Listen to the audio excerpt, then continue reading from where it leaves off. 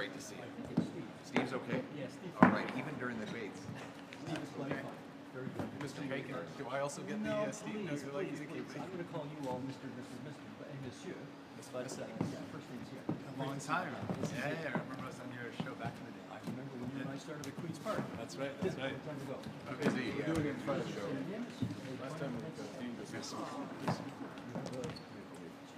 place to send Uh-oh, we got the Yeah, I got was with photographer. Ok, excellent. Une photo? On commence par la photo. Just a little bit. Thank you. Just a motion. Thank you.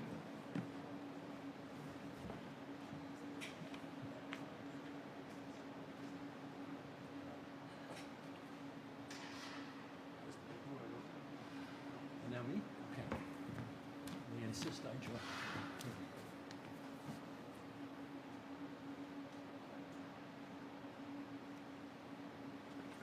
Terrific. Enjoy the evening, gentlemen. Le sang parfait. On va y aller tous les sortes.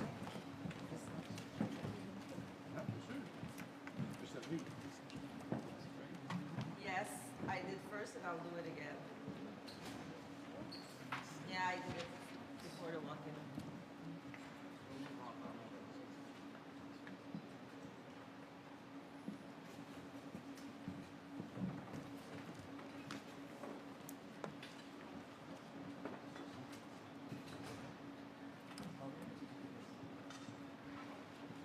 Seven minutes. Very much. Michelle, good to see you again. Testing 1, 2, 3. Yes. Get out of that. 1 minute, maybe? Okay.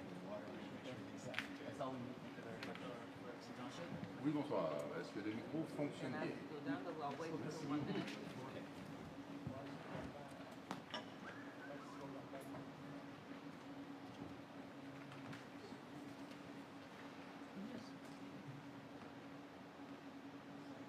Yes, ma'am.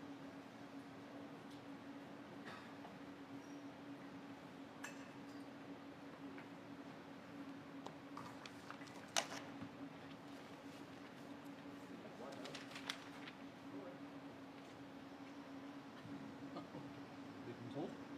Yes, flipping, but not ripping. I told them. I Flipping, tried, but no not ripping. Okay. That's good.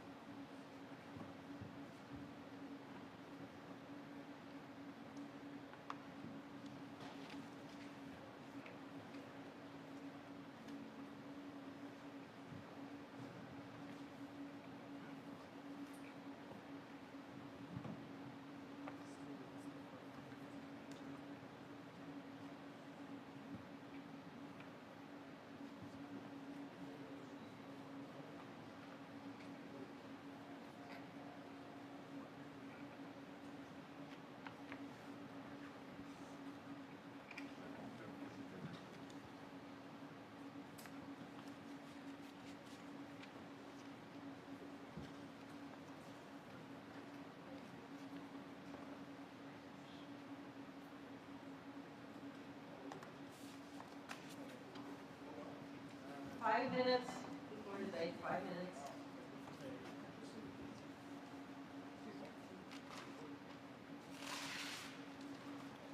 No. Okay. But be careful, flipping but not ripping during the debate. Right, I don't. That ain't right. Flipping, C'est bon. ripping. Yeah. Good students. Yeah. So much.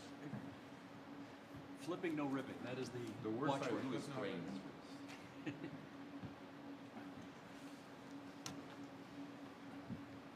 Peut-être les flipper en dessous, ça va être plus joli pour la télé. Vous avez l'air studieux. Je Ouais, fais exprès. ouais. Vous disiez les petits bonhommes.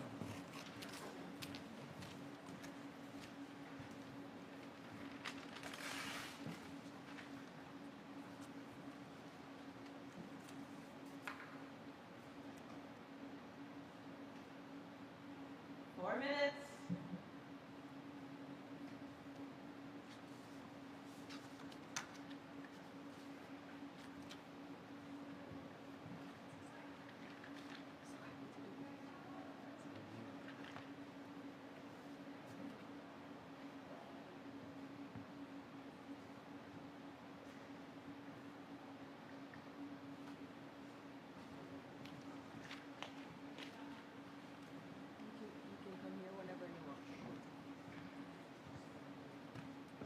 Oh, you have to start, we go up during the 25 seconds.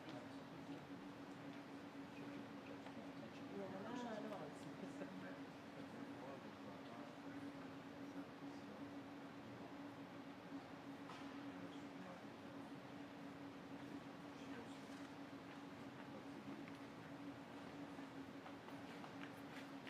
Three minutes. Le spike, c'est lui. Ouais, donc c'est. Tu veux-tu l'enlever l'autre photo? C'était pour le photographe. Merci. Bon. Yeah. Chaussette. Yeah, Très jolie Mario. chaussette.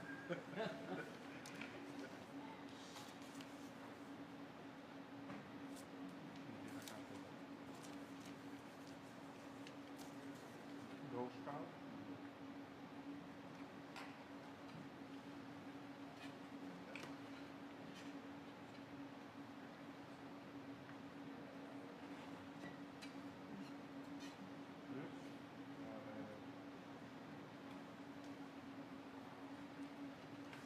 Two minutes before debate.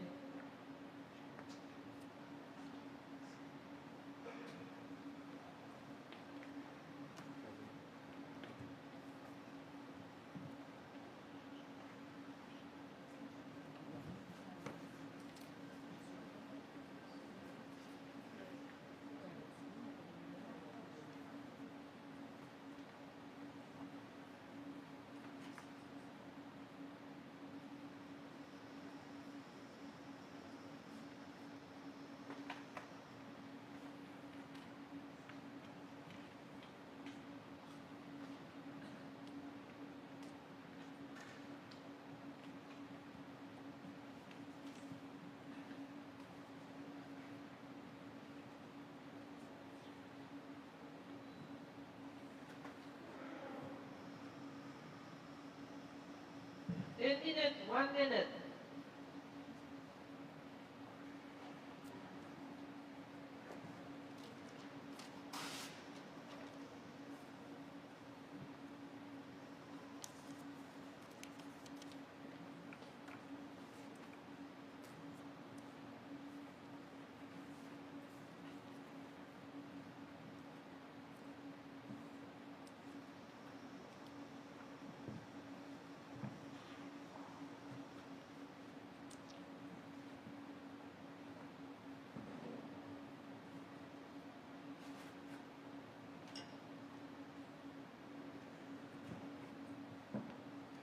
Break a leg, everybody. A good show. Yes, indeed.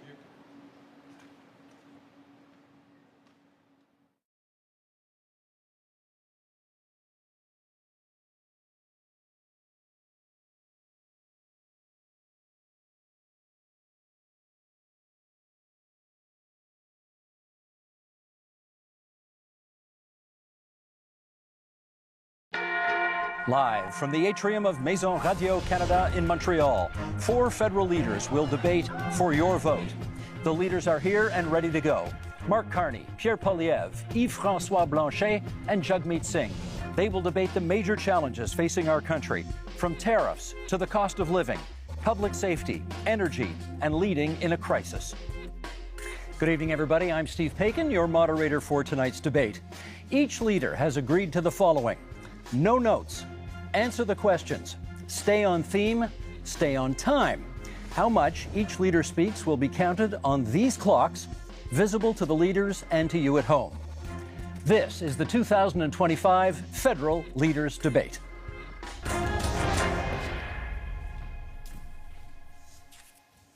Well, welcome, leaders. Good to be with you here tonight in Montreal for what I'm sure will be a memorable evening. Our first theme is tariffs and threats to Canada, and we will begin with a round of questions. You will each have a minute to answer, and then we'll go to open debate, and the first question goes to Mr. Carney. Okay, what is the starting point for negotiations, Mr. Carney, with the United States if, as you have stated, our relationship with the U.S. is over as we know it? Well, first, Steve, may I thank you and also thank fellow leaders for their service to Canada, people at home for taking the time to watch. I just want to underscore the premise to your question, because I think the relationship that we've had with the United States, relationship over the course of almost the last 4 decades, which has been one of steady and increasing integration, has fundamentally changed because the president is looking to fundamentally restructure the trading system. So the starting point has to be one of strength. It has to show that we have control of our own economic destiny, has to have a clear plan here at home to build this economy, to diversify our trading partners with like-minded countries, and also has to have a position of strength in terms of our reaction to the U.S. unjustified tariffs. And that's why we have put in place counter tariffs that have maximum impact in the United States and minimum impact here at home. Mr. Poilievre, would you do anything differently? Well, first of all, thank you, Steve, and thank you to our fellow contestants here today. It's an honor to be here. What would I do different? Well, I'll start by what I would do the same. I think we do need to counter the American tariffs with our own to deter this economic aggression. We must make clear that we will always be sovereign and independent. What would I be doing differently? Well, we need to be in a position of strength. The Liberal government has weakened our economy with anti-energy laws, red tape, and high taxes that have driven $500 billion out of our country into the United States and made us incapable of shipping our resources overseas. That weakness threatens our ability to stand up for ourselves. So what I do, I would cut taxes, red tape, and approve our resource projects so that we can get our goods to market and bring home the jobs so we stand up to President Trump from a position of strength. Mr. Singh, you get the next question. Can we trust the United States to work with us on matters such as Arctic sovereignty and defense policy? I think we've seen, first of all, good evening, everyone, and thank you for tuning in, and thanks for the question, Steve. We've seen what, for a lot of people, feels like a betrayal when we look at the United States. I grew up in a border town, I grew up in Windsor, and we saw how connected we were as a city and as a community. People lived on one side of the border, worked on the other, people traveled back and forth all the time. We're in the automotive capital of Canada, and we knew how important it was to be able to build cars in Canada, but we saw that those cars went back and forth across the border. Seeing what Donald Trump did to attack Canada in this unprovoked way without any justification really felt like a betrayal. And so Canadians now are right to say, well, we don't really trust Donald Trump at this point, and we can't really have a lot of faith in him. So when it comes to our Arctic sovereignty and our security, we need to make decisions that are in our best interest and no longer be so dependent and so reliant on the U.S. And that's what I would advocate for, making sure we are resilient, independent, and less dependent on the United States. Monsieur Blanchet, for you, what supports would you want to see for industries affected by tariffs, many, of course, of which are in Quebec? Many of them. First, be all welcome in Quebec and Montreal. You have me because I try not to speak English in Montreal. However, I think we should never underestimate the threat that Mr. Trump poses on Quebec economy and Canada economy and Mexico economy. But we must acknowledge the fact that the economy of Quebec is built differently. The challenges are not the same. The necessity for Quebec to have at least partly its own voice in the negotiation is important. The difference between Quebec and Canada is very important in terms of economy, but also in terms of identity and language and values and who we are and the way we want to handle immigration. So we have the right to be different, and if this difference is being respected by whoever becomes Prime Minister of Canada, we will be reliable partners in order to achieve the best possible negotiation and protect ourselves and our economies as partners. Merci, Monsieur Blanchet. Okay, we now move into open debate, and I'll start it off, Mr. Carney, with you, and then we go from there. Do you still support dollar-for-dollar tariffs, even if they ultimately threaten Canadian jobs and businesses? No, and in fact, we've already moved off from dollar-for-dollar tariffs. We have to recognize, and I think we all do, the United States economy is more than 10 times the size of the Canadian economy. And the principle in terms of our counter tariffs is to have maximum impact in the United States, as I said a moment ago, minimum impact here. So we have to think about the impact on Canadian businesses. I'll give you one example, if I may. In the auto sector, the way we've designed those auto tariffs is that Canadian automakers, if they maintain production here, if they maintain their investments here, when I say Canadian automakers, I mean automakers that have jobs and plants and production in Canada, then they can have lower tariffs on what they ship to the United States. We create a huge incentive for them in order to do that. We also have carved out the Canadian auto parts sector. Last point, I know you're pressed for time, the Canadian auto parts sector, so that it can remain competitive with the United States. We're focused on maximizing Canadian jobs, maximizing the harm in the U.S., so that we get them where we need them. Mr. Poilievre, you want in, then Mr. Singh. Well, Mr. Carney, you claim that you want our country to respond with strength, but after the last decade, half of which time you've been Justin Trudeau's economic advisor, our economy is weaker than ever before. It's been the worst growth in the G7. We've lost $500 billion of investment south of the border. You supported blocking pipelines in Canada that gave Donald Trump and the U.S. a near monopoly over our energy. And now you want to keep in place Bill C-69, the liberal no new development law that blocks us from shipping our resources overseas. How could you possibly think it's a good idea to give the Americans a continued monopoly on our energy projects when you have seen how much these liberal policies have weakened our country over the last decade? Let Mr. Carney respond, and then Mr. Singh. Sure. If I may, yes. So let's go to my record. My record is a month long as Prime Minister. And this goes to the heart of coming to the Americans with strength, but doing the right thing for Canada. Within the first week as Prime Minister, I sat down with all the premiers of the provinces and territories, as well as the leaders of the Indigenous peoples. Got an agreement with all the provinces and territories, doesn't happen very often, got an agreement for them to have one Canadian economy instead of 13, first point. Secondly, to commit the federal government to do its part by Canada Day, so free trade in Canada by Canada Day. Thirdly, the federal government to commit with respect to project reviews. The question was about pipelines. I'm getting to it. Thirdly, one project, one review, and relying That's on not possible provincial. under Yes, it is possible under. It is possible on our system. No, it it's is not. the It's impact banned assessment. under C-69. It is agreed on under the impact assessment framework, and we have a cooperation agreement with British Columbia already. We're looking forward to them with the other provinces. We will move forward. No, I've got to let jump in okay, on this. Mr. Singh's turn, please. Of course, we agree around having a strategic response to the United States. But what I'm concerned about is what we're doing here in Canada. We are already seeing threats to our country in that just the threats alone of the tariffs have meant Canadians have lost their jobs. The threats of the tariffs that are in place right now, the impact of those tariffs is that we've lost jobs in steel, aluminum, and the auto sector. People are already losing their jobs. And while, Mr. Carney, you had time, as you mentioned, not very long time, but as Prime Minister, you showed us your priorities.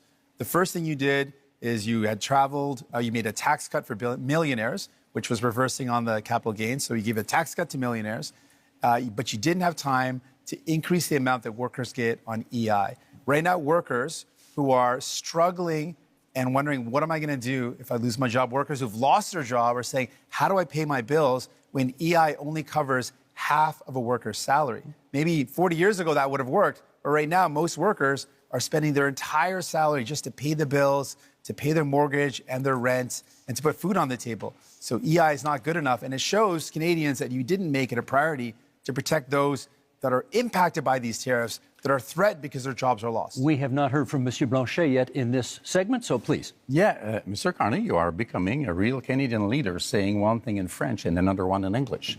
You said in British Columbia in February that you would force oil and gas through pipelines through Quebec, either we wanted it or not. You would use emergency powers in order to do so. And 2 days later in Montreal, you said that you would never do that without the approval of Quebec. What's the point of using emergency powers if you do have the agreement of Quebec? However, I do agree with you. It's important to be very strong in front of Mr. Trump. However, I would keep the dollar for dollar policy. Don't be weak in front of Mr. Trump. And those counter tariffs have to be targeted. You have put out already $2 billion for Ontario auto industry, car industry, and the lumberwood industry in Quebec has already paid to the United States $2 billion, and you have not raised one finger in order to help us. Let's get from Mr. Poilievre and then a response from Mr. Carney. Well, Mr. Carney refused to answer the question about pipelines. Just the other day, he said that he doesn't necessarily think we need to build pipelines.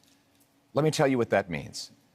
Right now, the Americans get 97% of our oil, 100% of our natural gas exports at big discounts. We have to send Canadian oil from Western Canada through the States just to get it back to Quebec because we don't have a pipeline. And now there's this law, Liberal Law C-69, which effectively bans pipelines. The 14 biggest energy and resource companies say it has to go if we're ever going to build another project. And I asked Mr. Carney why he would keep in place this anti-pipeline law that effectively empowers Donald Trump to have a total monopoly on our single biggest export. Why would you not repeal this Liberal law? Isn't it because you are exactly the same in the same line as Justin Trudeau and the rest of the Liberal team that is now making up your cabinet? Let's get a response. Well, let me pick up a couple of points that have been made. The first thing I did as Prime Minister was to cut the carbon tax. That's the first thing. Second thing is made a commitment that all proceeds from our tariffs will go to workers and those companies most affected. There were several points means raised. Nothing so far. If I may, Mr. Steve, if I may address, I'm trying to do it quickly because several points raised. All proceeds go to workers and the firms most effective, and those proceeds are considerable. Third thing, I'm interested in solutions. I'm interested in getting energy infrastructure built. That means pipelines, that means carbon capture, storage, that means electricity grids. And here's how you do it. And we've already moved in the first month. Cooperation agreements with the provinces. Guess what? We are a federation. You need to cooperate with Quebec. You need to cooperate with the provinces. You need to get First Nations and Indigenous people buy-in. You can do that through the one project, one review window that we put in place at that first ministers' meeting, as well as, if necessary, using emergency powers to fulfill the federal responsibility, but not the unique. Mr. Poilievre, you want to come back on that? What you're saying, Mr. Carney, with respect, is a total contradiction.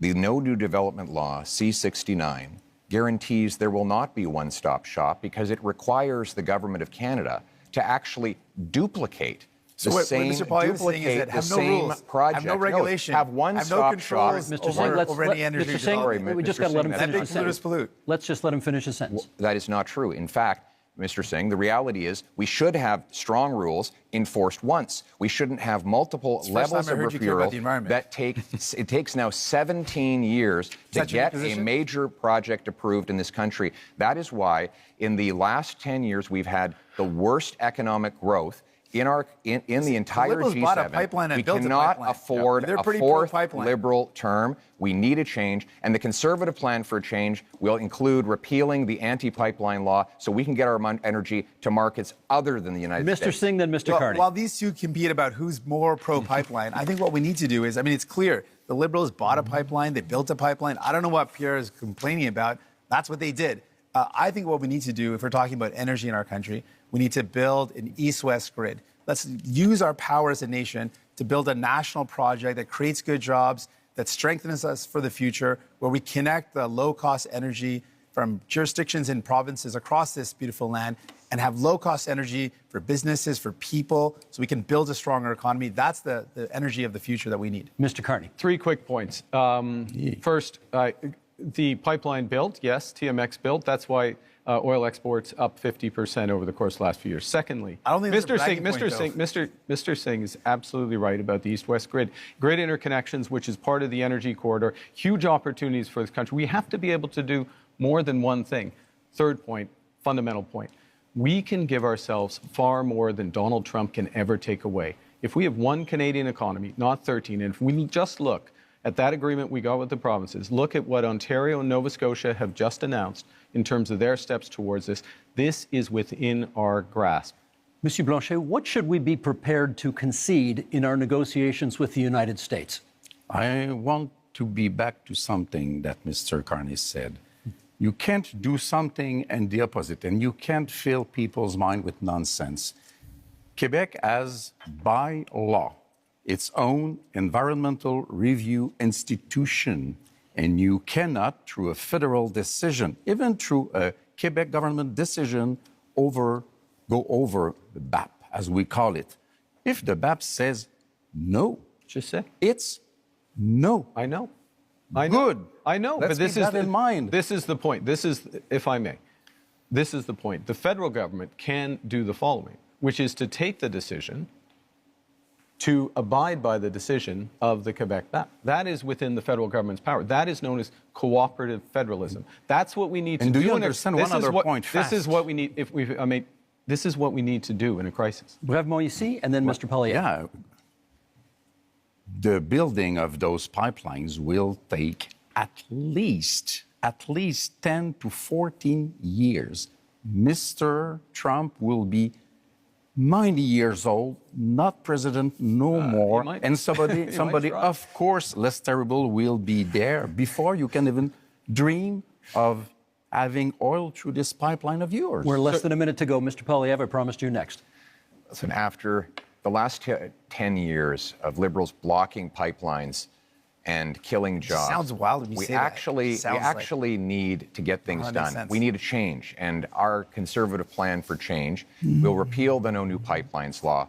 It will create a true one-stop shop, set up shovel-ready zones with pre-permitting so that we can approve LNG liquefaction export plants, mines, pipelines, nuclear plants, and also hydroelectric dams so that we can generate the power we need to be strong, self-reliant, and stand on our own 2 feet for a change. Last quick word to Mr. Carney. Okay, quick word. Bringing it back to what we're talking about, which is tariffs, the threats to Canada, how to negotiate. We need these options. We need these options to build domestically, to build one Canadian economy. We need to act. We need to diversify our trade partners. And that is will our give us time in this strength to the segment. US. That is our time. Okay, you know my job tonight. I got to be the heavy guy here every now and then, making sure everybody comes to time. And I'm keeping an eye as well on making sure that everybody gets rough justice over here. That concludes our first section and our first debate. Up next, affordability and the cost of living. Our goal is to double the pace of housing construction. You will lower your bills, build homes you can actually afford. Il faudra parler des entreprises du Québec, des travailleurs du Québec, des aînés du Québec. A big, powerful bring-it-home tax cut on work, investment, energy, and home building. Okay, leaders, same idea, one-on-one questions followed by open debate format. And Mr. Poilievre, you get the first question this time. Many provinces, including some provinces with Conservative governments, have ambitious housing targets, none of which have been met. Why do you think your housing plan will be any different? Let me start by talking to the young people of the nation and those who are aspiring to home ownership. You know, it was only 10 years ago you could buy an average house for $450,000. But in the last lost Liberal decade, housing costs have doubled, rising faster than in any country in the G7. And so now our youth cannot afford a home, and our seniors are worried about being evicted. We can't afford a fourth Liberal term of rising housing costs. We need a change. And our Conservative plan for change will, 1, axe the federal sales tax on new homes. 2, incentivize municipalities to cut their construction taxes to bring houses down in cost by $100,000. 3, sell off federal land for homes. And 4, train up 350,000 young trades workers who can help build those homes. Because you deserve a home, and we're going to make it happen for a change. Also on the issue of affordability, Mr. Singh, you get the next question. How do you bring down grocery prices in the midst of a trade war? I appreciate the question. This is a big concern. When I talk to Canadians, they tell me they're really feeling squeezed from the cost of living. That's one of the top things that people tell me about. People are saying, I can't afford to buy groceries. Every time I go to the grocery store, it's just ongoing worry and this feeling of anxiety that can I actually afford the things that my family needs? On top of that, people are worried about the cost of homes. I think those are the two biggest things I hear. So we can do things about this. Other countries have taken concrete steps.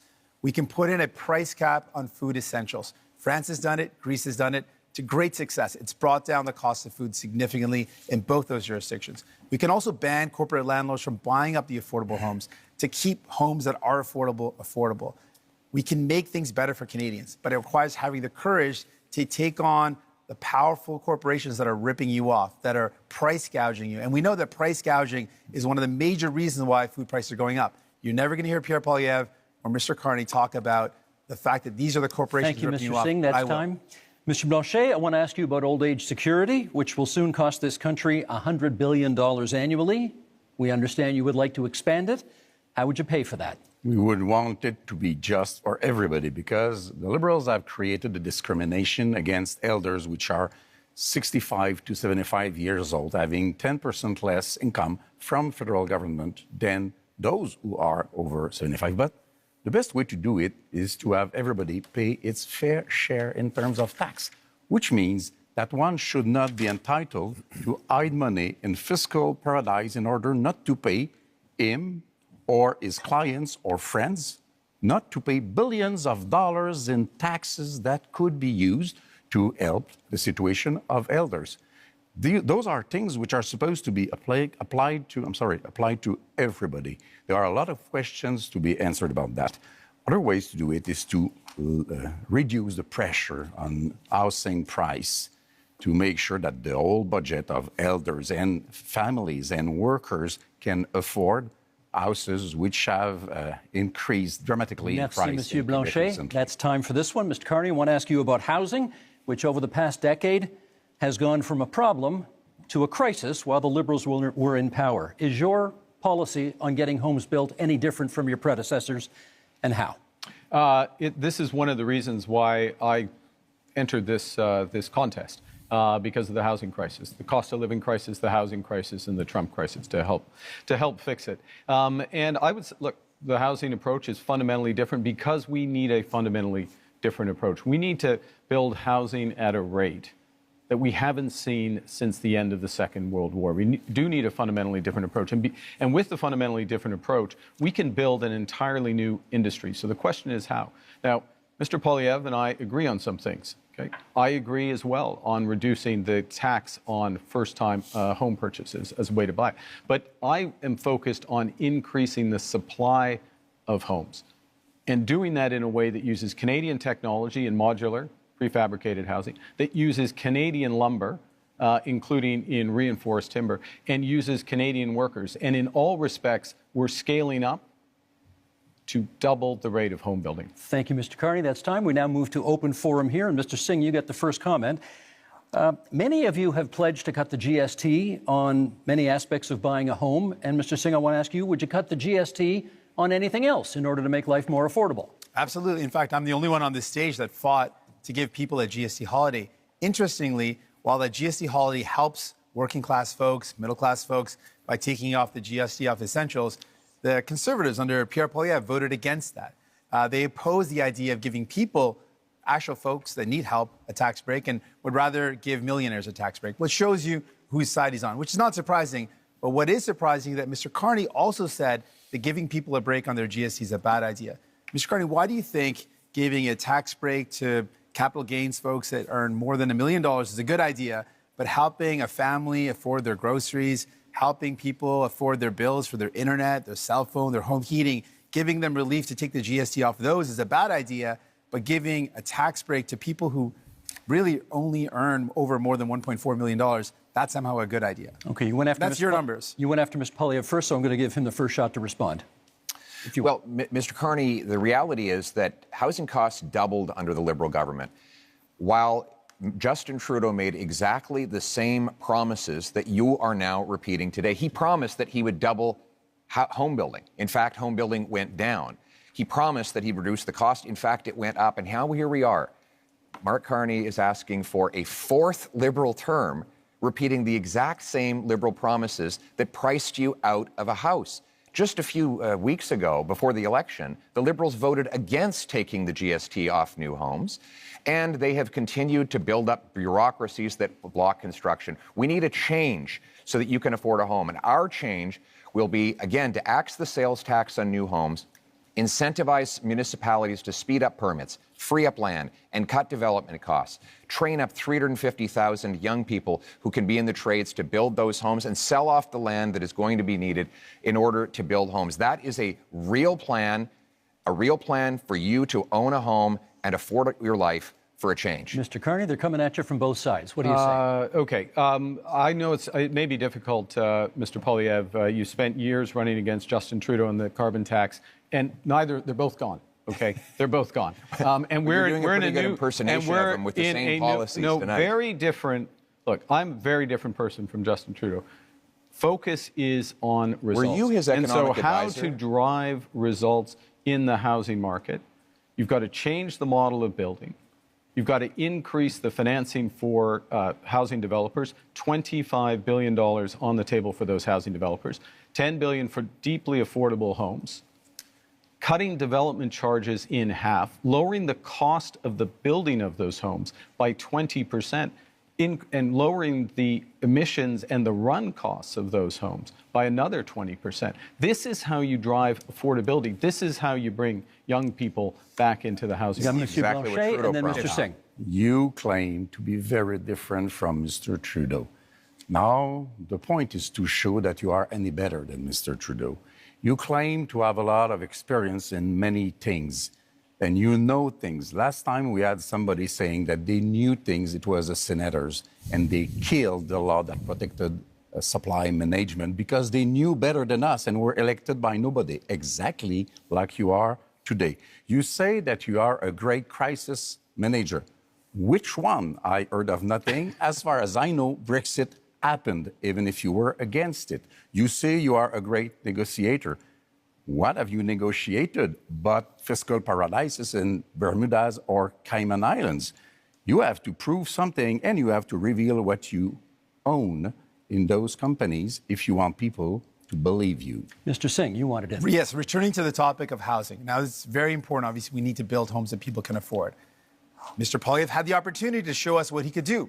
He was the Minister of Housing under Stephen Harper. And during that time, guess how many homes he built? He built 6 homes during that entire time. This is not something you can trust to build homes. He built 6 homes. 200,000. And this has been confirmed again and again. He built 6 homes. That's it. Now, the problem, though, with Mr. Carney is, well, he's laid out a plan. The problem is that when he was the chair of Brookfield Investments, this is a company that made a strategic decision to buy up affordable homes in cities like Toronto where people were paying a decent rent. And they purposely bought those homes, kicked out the tenants, and jacked up the rents. That is not someone you can trust, sadly, to deal with the housing crisis when, Mr. Carney, you profited off of it. We're going to get responses here. Mr. Poilievre first, Mr. Carney second.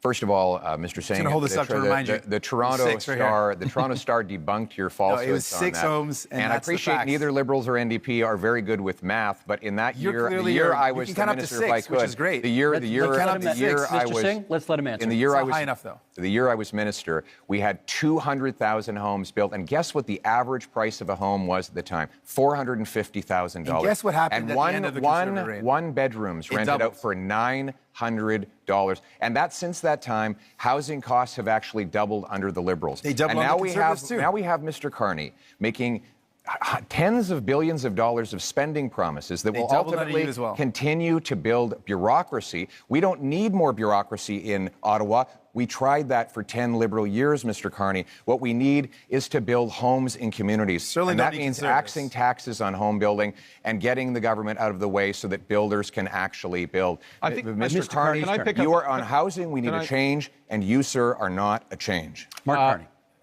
I'm going to pick up on, I thought that answer was quite revealing. The first thing is that it's an attitude towards housing that absolutely ignores affordable housing, deeply affordable housing, issues with vulnerable people, ignores the rental market, ignores all other aspects of it. So the 6 are the relevant. Mr. Singh is absolutely right. The 6 are the relevant. 200,000. The 200,000 are a different part of the housing market. There are many Canadians. There are many Canadians at different income levels. The second thing it reveals is a misunderstanding, I'll be polite, of how the government's balance sheet can catalyze enormous private investment. And that is what we need to do to solve the housing crisis. It happens to be what we need to do as a whole to address the economic crisis that's been forced on us by President Trump. Mr. Blanchet? Yeah. You have spoken much more than I have, so I won't ask a question. I will make a statement instead. I'm not saying that you cannot do what you pretend that you are able to do. We just have no proof so far. I'm saying quite clearly that you cannot be entitled to do it alone. You cannot be entitled to hold all the power in your 2 hands. You cannot go out there and fix things for Canada and Quebec without being seriously checked by serious people.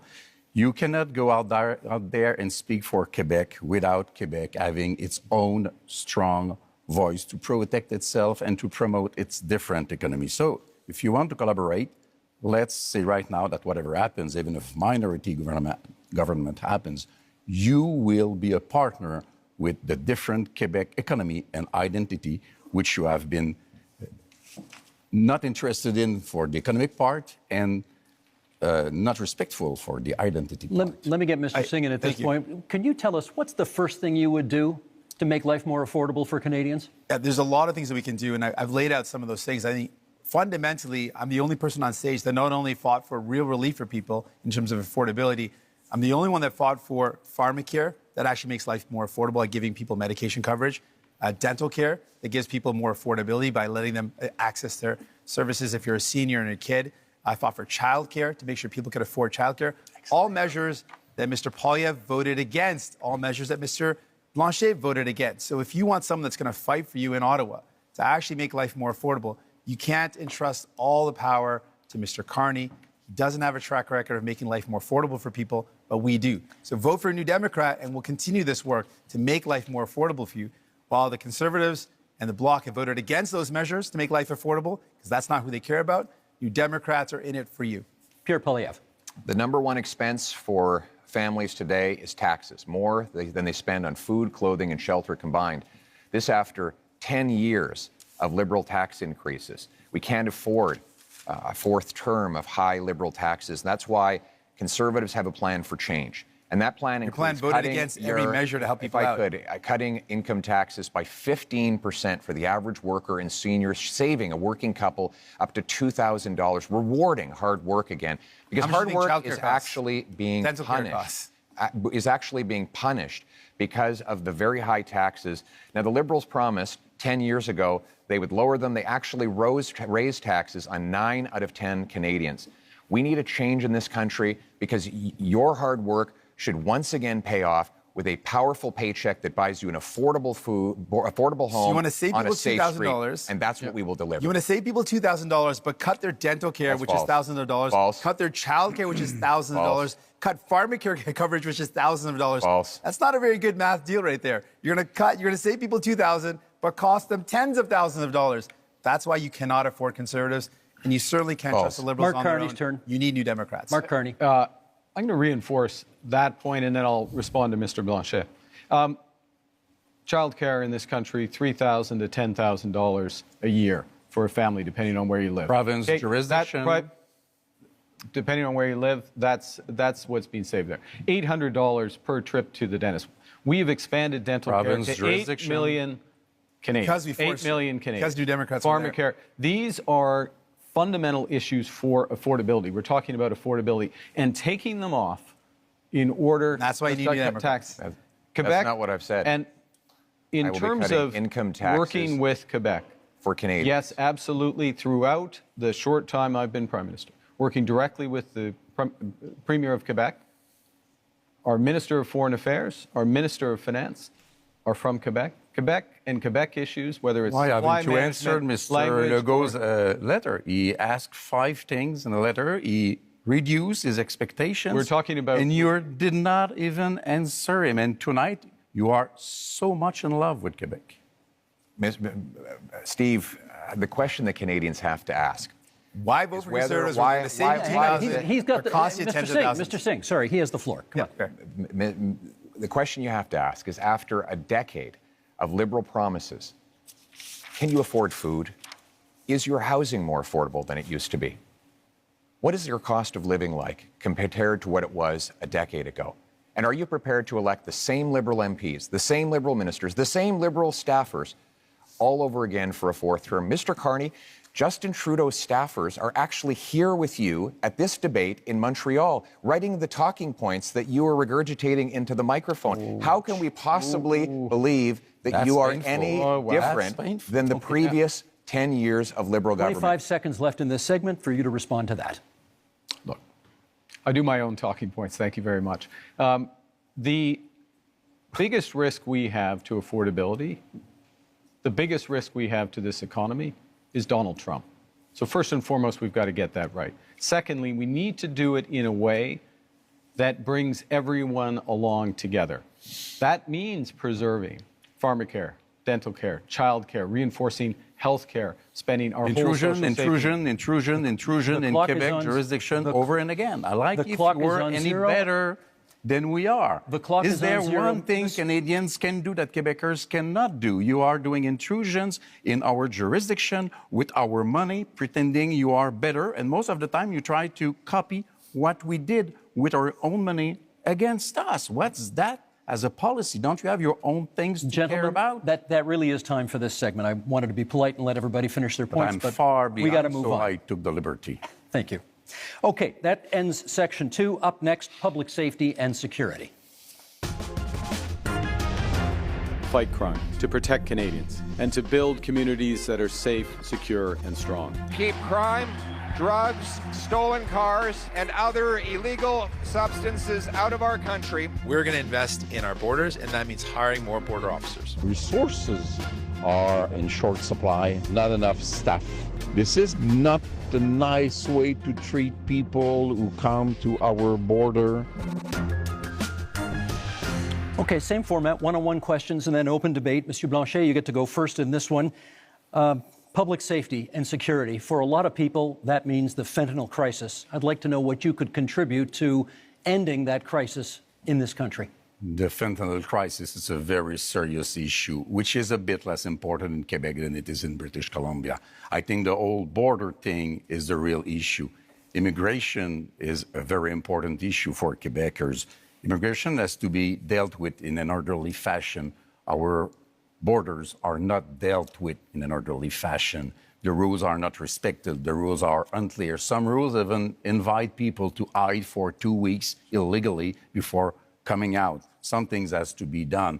The situation of one person asking for asylum may take as much as 4 years without us reducing the number in order to deal with them in a human way. The services for every citizen in Quebec are being reduced because we cannot afford the fact that we are receiving much, much more people in Quebec from this specific type of immigration than we can afford, and we cannot teach them French. That's time, Monsieur Blanchet. We can, of course, return to the immigration issue during open debate, should you choose to. Mr. Carney, question for you. The Liberal gun buyback policy, not considered a success by many people. Reviving it is in your platform. Yeah. Why would it work this time? Yeah, I think, well, what we've seen with that policy is some success at the commercial level, but not at the individual level, because it hasn't been, in my opinion, it hasn't been organized properly, and it needs to be organized properly. And I've instructed the Minister of National Security and Public Safety in order to do that. So part of this is a different focus of government, a focus on results, a focus on clear milestones in the short term. Let me make a broader point, though, on gun, which is that we have a problem with guns coming over borders, which is why we've tightened our borders. We have an issue, though, with a gun industry that is continually coming up with new forms of assault rifles, mass killing machines.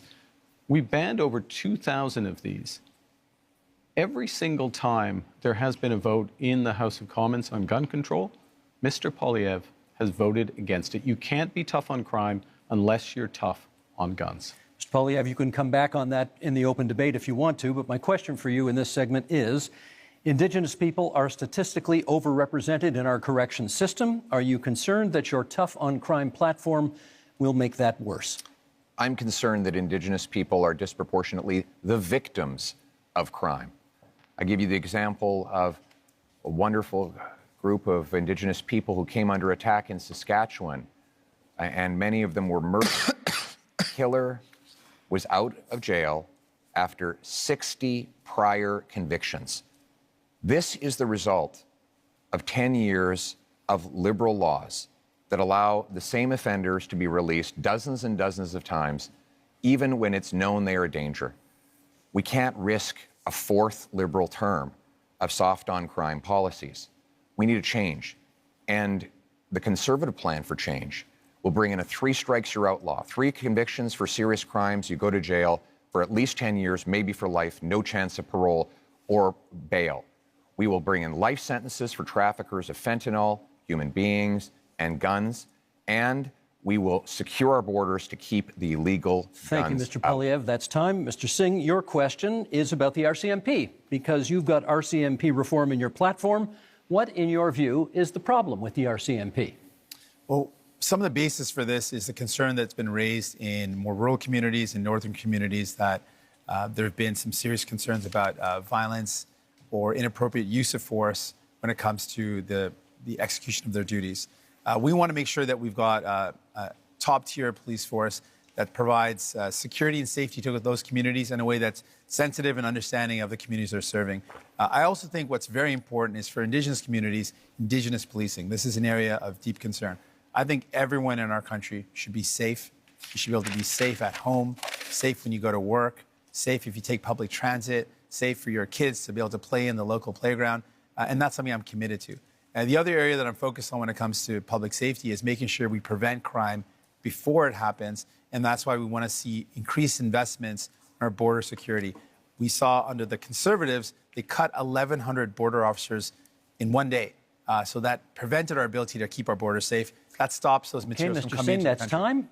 Not sure it was about the RCMP, but maybe we can get back to that during the open debate segment, which we go to right now. And Mr. Polyev, you get the first word on this one. And it sort of dovetails on the last answer you gave, which is you have pledged to be the first prime minister in this country to use the notwithstanding clause, setting aside charter rights of, as you call them, multiple murderers. Why do you think that's necessary? To be clear, I want to uphold the charter rights of Canadians under Section 7 to life, liberty, and security of the person. Right now, that right is violated by multiple murderers who are given discounts. The case in question was a gentleman who went into a mosque and shot dead 6 innocent worshipers. He got, according to this ruling, only one 25-year sentence, meaning he can be out in his 50s. He only serves 4 years for every murder that he carried out. That is outrageous. And I will use the constitutional powers that are created for this purpose to ensure that mass murderers stay in maximum security penitentiary for life. They will only come out in a box. We will also pass tough new laws that prevent repeat offenders from getting out. If you commit 3 offenses under the 3 strikes law I propose, you will not be allowed out of jail until you prove that you are drug-free, that you are behaved perfectly, and that you've learned an employable skill, and you've served a 10-year sentence. We cannot allow liberal crime and chaos to go on terrorizing our communities. What we need is a real plan for change so that we can bring back the safety and the security that Canadians used to take for granted. Let me get Mr. Carney to respond to that. Do you think that's an appropriate use of the notwithstanding clause of the Charter? I think that one of the core responsibilities of the federal government, Prime Minister, is to defend the fundamental rights and liberties of Canadians. And those fundamental rights and liberties of Canadians are outlined in our Charter of Rights and Freedoms, which is 43 years old literally today. I think it's a very dangerous slope to override judgments of the Supreme Court of Canada. In fact, the Charter of Rights and Freedoms exists to protect Canadians from people like us on the stage, politicians who may use their power to override fundamental rights. And the issue in using by the federal government, I'll stop here, is not where you start, but where will you stop? Mr. Polyev, I should get Mr. Polyev on that. Is it a slippery slope if you use it in this case? I must say, I would be quite interested too, because Mr. Carney said that he didn't want us to use the notwithstanding clause before adopting a law. And yesterday he said that he felt that it was wrong to use the notwithstanding clause after a law is adopted. So if we cannot use it before and we cannot use it after, it means that Mr. Carney believes that we should never use it. But it is very important. And the Ford case made it clear. The Constitution says how it should be used, but never how or what we will do with it, because it's the prerogative of the provinces. So do you want the Supreme Court to overrule another judgment of the same Supreme Court because you don't like it, because that would be being the hell of a politician as you define them. Well, You let wanna me just come start back? by saying, Okay, first of Mr. all, yeah, thank you. I just started by saying, let's not let Mr. Polyev get away with making this ludicrous claim that anyone on this stage thinks that violent crime should get a less severe penalty. Obviously, that is not a special position that he's taking. Everyone agrees that horrible crimes should have horrible sentences. Judges are equipped to do that, so don't let Mr. Polyev's rhetoric confuse people. Obviously, everyone agrees that if someone does something horrible, they should pay a horrible price for it. There should be appropriate sentence that's put in place by a judge. But what I'm concerned about is all of what Mr. Polyev is talking about is after the fact. Now, there's heinous things that happen, and there needs to be severe penalties put in place.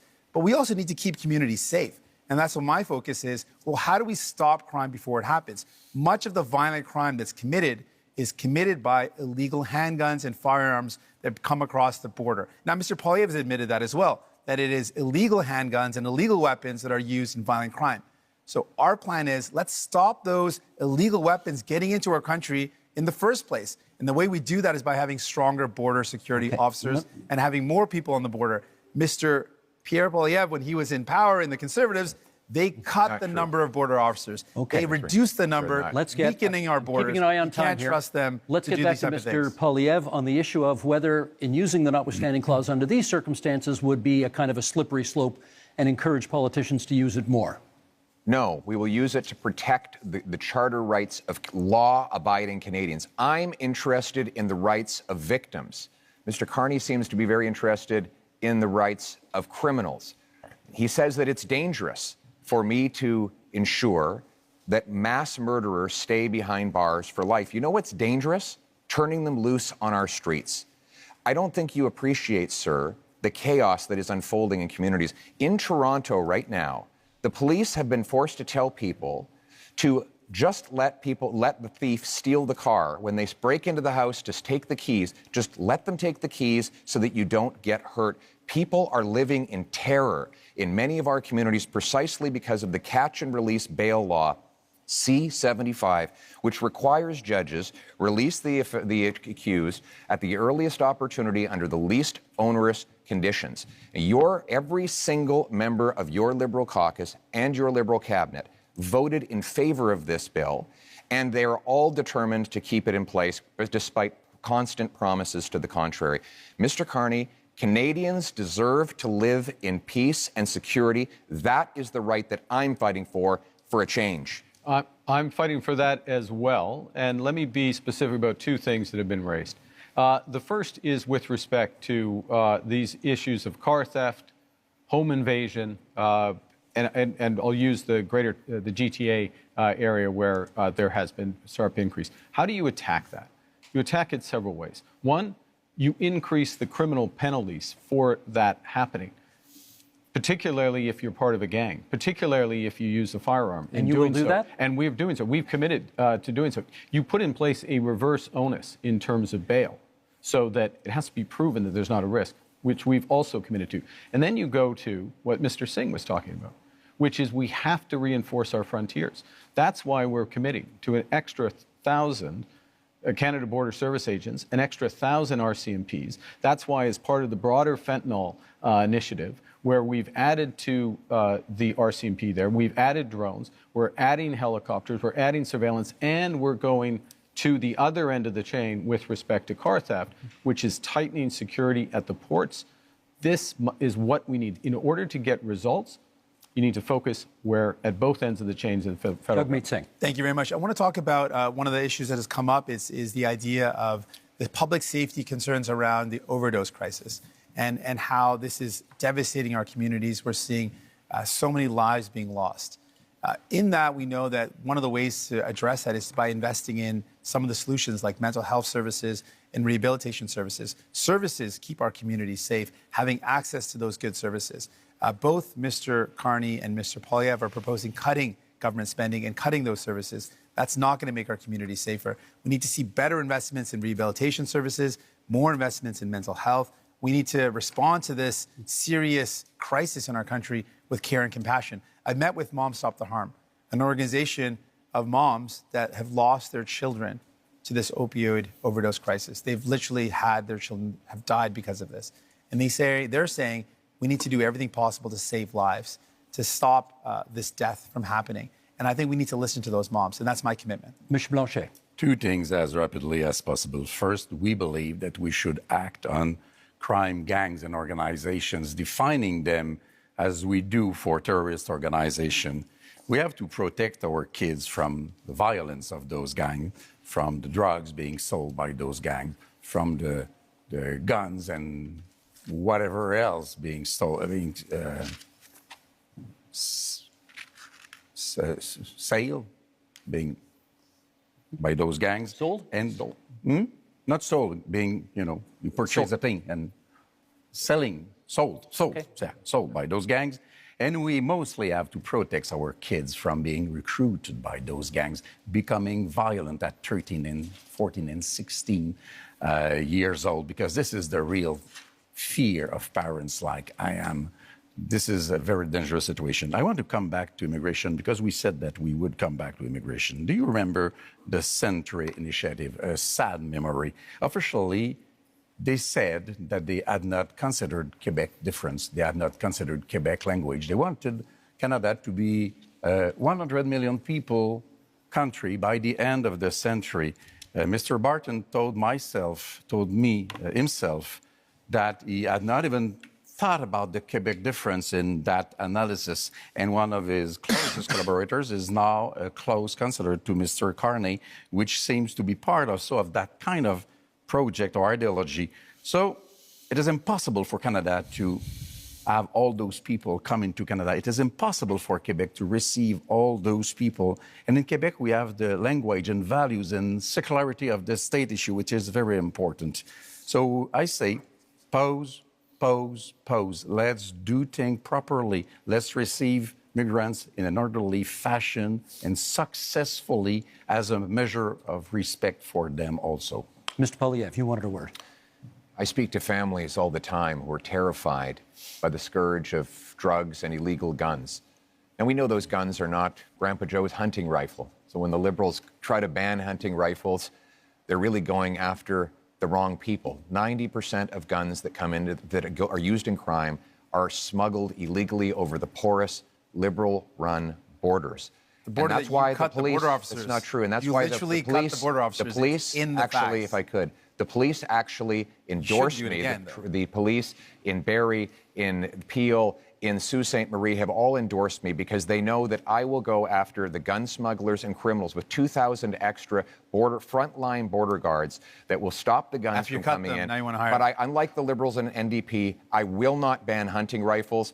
The Liberals want to We never protect. wanted to ban I want to them. protect Canadians Made up. from criminals. The Liberals want to protect turkeys from hunters. I think we know which one makes the most Mr. Carney, sense. quick intervention, Mr. Carney, and then I got a question for each of you before this segment's out. Okay. We absolutely fully support hunting and rights of hunters and Indigenous Canadians. But I want to raise an issue, which is a serious issue, talking about safety. There are people, we're in Montreal, in Toronto, across this country, who fear going to their synagogue, fear going to their community center, fear taking their children, leaving their children in school. And this has to stop. This is it's totally unacceptable. So what we're proposing is to make it a criminal offense to threaten or to impede anyone from being near or going to their place of worship, their school, their community center.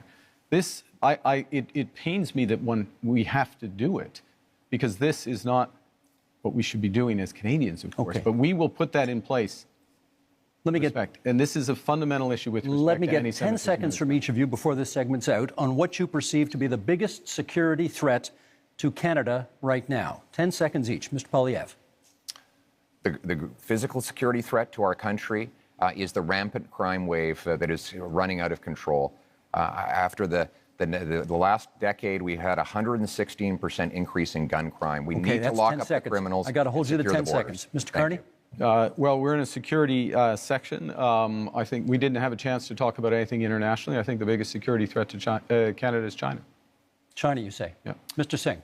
Biggest security threat, illegal guns and drugs coming across the border and cuts to services that would make our public safety and security even worse. Last word to Monsieur Blanchet. the fact that neither Quebec or Canada is able to protect itself and that we are still dependent and entirely dependent on Americans to protect us. Okay, that is the end of that section. Gentlemen, up next, energy and climate. Improving pipelines, getting things filled, unleashing production. We are unlocking major infrastructure projects, including in conventional energy, oil and gas. We're speaking thousands of dollars a year for each family to pay for the damages of climate change. We can absolutely build important projects like an east-west energy grid. Energy and climate change. I know how much all of you love talking about pipelines, so here we go. Mr. Singh, to you first. Should Canada build new pipelines to get our oil and gas to market? Well, it's not an approach I favor with public money. There's not any projects that are on the table, so it's not a specific project to look at. I favor, when it comes to the environment, building an east-west energy grid that connects low-cost energy and allows for families to reduce their electricity costs. But let's put this all in context. We're talking about what our energy solutions are in the context of a climate crisis. And we're not just talking about a climate crisis in the far future. We're living it right now. I remember I met a mom a couple of years ago before I had kids who told me she was worried about taking her kids out on some days because of the forest fires in BC. It meant that it was unsafe for kids to go outdoors. Fast forward to when I became a parent just a couple of years after that, and I literally worry about the same thing. The forest fires we saw a couple of years ago meant that many places that didn't see this before saw days where there was such smoke in the air that it was dangerous for kids. We've seen extreme weather, forest fires, heat domes, floods impacting us. We've got to do everything we can to Thank you, protect our Mr. future. Singh. That's time. Mr. Poilievre, where does fighting climate change land on your list of priorities when it comes to expanding energy opportunities in this country? It lands within our priorities of bringing home jobs while bringing down emissions around the world. Look, the reality is that if we push production out of our country to more polluting countries, it actually makes the problem worse. But that has been exactly the Liberal approach with the anti-development law, C-69, blocking of 15 LNG export plants over the last 10 years. We have seen more of those jobs go abroad. I want to bring them home. My plan will be to approve, for example, natural gas liquefaction and export. If we sent our gas to India, for example, to displace half of their demand for electricity, we could reduce emissions by 2.5 billion tons, which is 3 times the total emissions of Canada. That's the way we bring emissions down and jobs up. It's common sense. And now it's time to bring it home. Thank you, Mr. Poilievre. The next question is for Mr. Carney. How would your government fast-track pipelines and mining projects while also following the Supreme Court decision that requires consent of Indigenous communities? Well, I think the first thing, and this goes back a bit to where we started, which is recognizing that we are in a crisis. We need to act with maximum force and having a process and a consultation, but a consultation with a purpose, which is to identify those projects, those investments of national interest that are really going to move the dial in terms of growth, jobs, energy security, while being consistent with long-term competitiveness, which necessarily means lower carbon. And so part of that process is ensuring that First Nations, Indigenous peoples, are there from the start. It also includes their ability to participate fully in those projects, and that's why, and I can tell, like, you've got to tell on when I've gone on too long, so I'll finish up, which is, that's why we're doubling, our proposal is to double the Indigenous Loan Guarantee Program to $10 billion. What does that actually mean? It means an ability for them to invest equity in those projects and be full partners. Thank you. My tell is my clock, and my clock is at 0, so that's how it goes. Monsieur Blanchet, do you still oppose pipeline construction in Quebec, even though a majority of Quebecers now apparently say they support it? We will know about that when we have held the debate about that, which has not begun yet. We are just beginning it. First, we are hearing very creative numbers, and we are being fed nonsense. And we will be back to it in a few minutes. But energy, trade, commerce is from south to north or north to south. And it's true in Quebec also. In a little more than 3 years, Donald Trump won't be in office, and there will be not one more pipeline having been built once we get there. So let's be serious, responsible, and we will be back with the numbers. We don't want to pay in Quebec for such monstrosities which will provide us with nothing. We now move to open debate, and you all will get a chance or have had a chance to get the first shot at this. Monsieur Blanchet, it is your turn to get the first shot. Canada has a substantial supply of critical minerals which are in high demand. Are you in favor of allowing these minerals to be mined? Of course, it has to be done properly. Quebec has probably the most important clean phosphate reserves in North America. In Saguenay-Lac-Saint-Jean, it is very important. It has to be exploited. This is the best way to use Paul Saguenay as an infrastructure that we need. We have lithium. Everybody needs lithium. Transportation has to be taken from oil to clean energy. This is what we want to be working on. It is part of the specifics of Quebec economy. So we are in favor of that. But we don't want to pay for the $30 billion which have been spent on oil and gas by the Liberals last year. It's $7 billion from Quebec. We don't want to pay for the $40 billion which have been spent by the Liberals on Trans Mountain. It's $9 billion from Quebec. Those are $16 billion of which not $1 has been spent in Quebec to develop a lot more power and wealth for Quebecers with our own money. We need to let the leader of the Liberals respond. Well, actually, I was going to pick up on the enormous opportunity that exists in Quebec, exists in Ontario, exists in the north of Canada, really exists across this great nation in terms of critical metals and minerals. We are have one of the biggest resources in this country. And it's not just an enormous economic opportunity, it is a strategic opportunity for Canada. So we have to make a decision, not just to develop it, but how do we develop it and who are our partners for it? Do we become more dependent on the United States, which is what they want? By the way, President Trump this week said he might put a tax on critical metals and minerals, just showing again. Yeah, but the job is not and so the discussions to negotiate. If I may finish. Let him finish. Let me finish. So the opportunity includes in Europe and includes in Asia as our partners. Last point. In order to get it done, we'll put in place a first and last mile fund. So these projects are connected to road and rail so they can go quickly to market.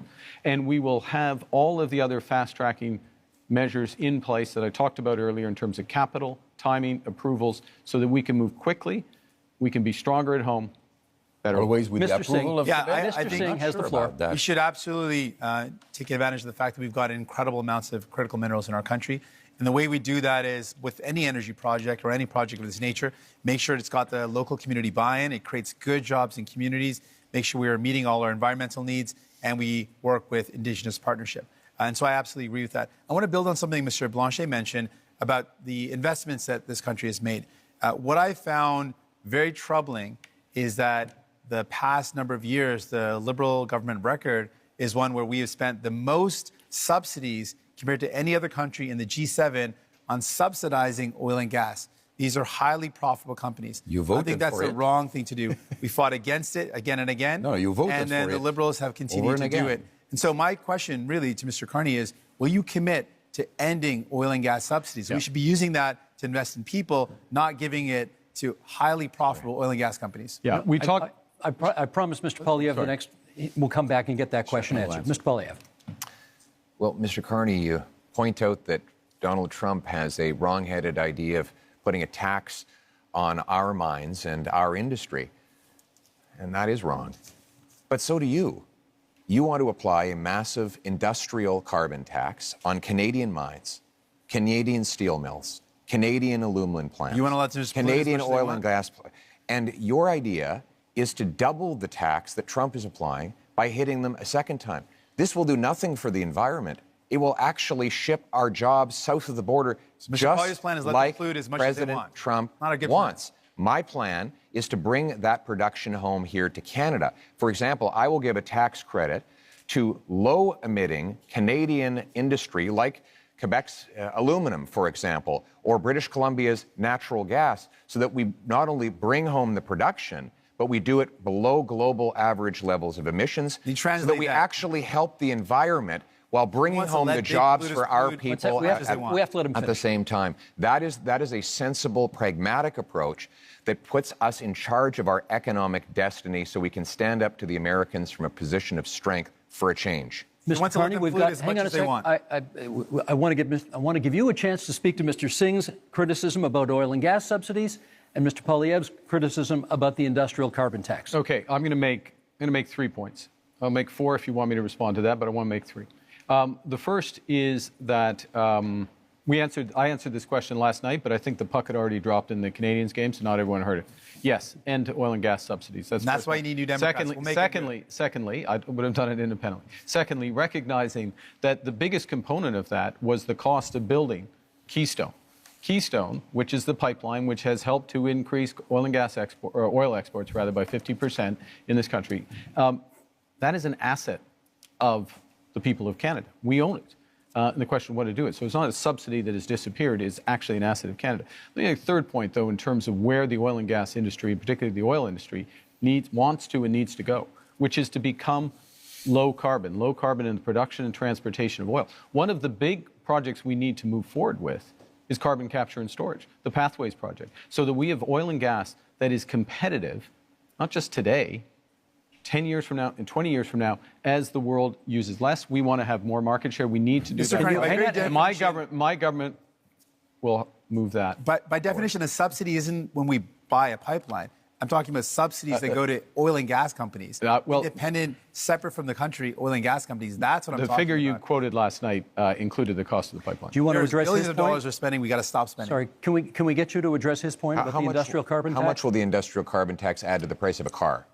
So the first thing I want to say is I'm going to address the broader point. The broader point is the entire absence of a climate plan from Mr. Poilievre, which, by the way, is going to put our industry and our country at a disadvantage as we're looking for new trading partners. Guess what? Most people want to deepen our partnership in Europe, in Asia. Those countries care about whether or not you've made progress. Second thing is, we're designing a program so that the big polluters pay Canadians at home for making responsible climate choices, for retrofitting their home, getting their emissions down, or improving otherwise. And that is smart climate policy. It's better for the big polluters, and it's better for Canadians. Pierre Poilievre. Mr. Carney didn't answer my question. I asked how much would an industrial carbon tax on Canadian steel add to the price of a car. And he won't answer because he knows that it will be very expensive because there's lots of steel in cars. Now, Mr. Carney has temporarily But do you know the answer? hidden the you don't know the carbon answer tax. either. You're just throwing out thousands of dollars. Thousands of dollars. Making it up, though. You don't extra know. costs. I do know the answer to that question. He's wrong. When you add taxes to steel, you raise the price of everything that uses steel. When you add taxes to the price, when you add the carbon tax onto the price of, for example, fertilizer, you increase the price of food. So while Mr. Carney has temporarily hidden the Liberal carbon tax at the pumps while keeping the tax fully in law and planning to raise it after the election, he's also going after a tax on our industry that will ultimately be passed on to you. After a lost Liberal decade of rising costs, we cannot afford a fourth Liberal term. We need a new government that will fully axe the carbon tax, increase the jobs that we have here in Canada, and bring down your cost of living. We've got just a little over 3 minutes left in this segment. So, Mr. Singh, I want to ask you, do you think climate change is still a priority from Canadians? You're out there. What are you hearing? Absolutely. You speak to any young person, and they think, we're seeing climate crisis in front of us happening right now. You speak to seniors who say, we used to be able to live in our homes without air conditioning, and now we're seeing heat crises in communities that never had worries about extreme weather. We're seeing flooding, we're seeing forest fires like never before. We are living in a climate crisis. So Canadians are absolutely worried about it. As soon as we come into a summer, we start seeing those forest fires again. It's top of mind for Canadians because they're living it, they're seeing it.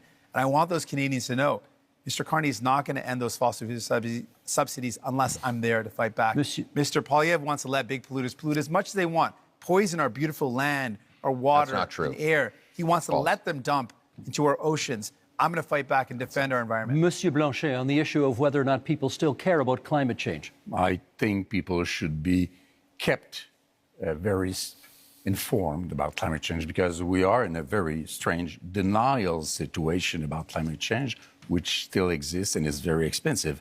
And I'm sorry to crash your party, guys, but you are telling fairy tales. Clean oil and gas is a fairy tale. Large-scale carbon sequestration, sorry, I'm French, is a fairy tale. It does not exist. If Alberta wanted to exploit oil and gas and it were not a matter of pollution, I wouldn't mind at all. That's their business. Our own powerhouse in terms of energy in Quebec is clean energy. We are the best place in the world to achieve that. Our market is the northeastern part, Democrat part of United States. We want to keep our money to create wealth in Quebec for Quebecers. Let us be different because we can afford to be different. Let me give. I will get to you because I said I would. But you've taken a couple of hits here, and I want to give you a chance to respond to some of the things that people on this side of the stage have said. Thank you. Well, first of all, we do support protecting the environment. We want to ban the dumping of raw sewage into our waters. We want to hold large corporations to high environmental standards to protect our water and air. But we cannot do that by raising taxes and sending jobs overseas, as Mr. Carney is proposing to do. That has been the approach of the last 10 years of the Liberal government. What the biggest companies that develop our resources say is that we need to repeal the Liberal anti-development law C-69, a law Mr. Carney wants to keep in place. They say we need to repeal the industrial carbon tax and get rid of the Liberal energy cap. We need 6 months approvals in order to take back energy security and energy sovereignty. We can summarize that. He wants to conclude as much as Mr. possible. Carney, hang on. Last word to Mr. Carney in this Thank segment, please. Thank you very much. You know, I was born in Fort Smith in the Northwest Territories, just north of what the oil sands became. When I was born and when I was growing up in Edmonton, early days, it was a fairy tale, quote unquote. But you know what happened?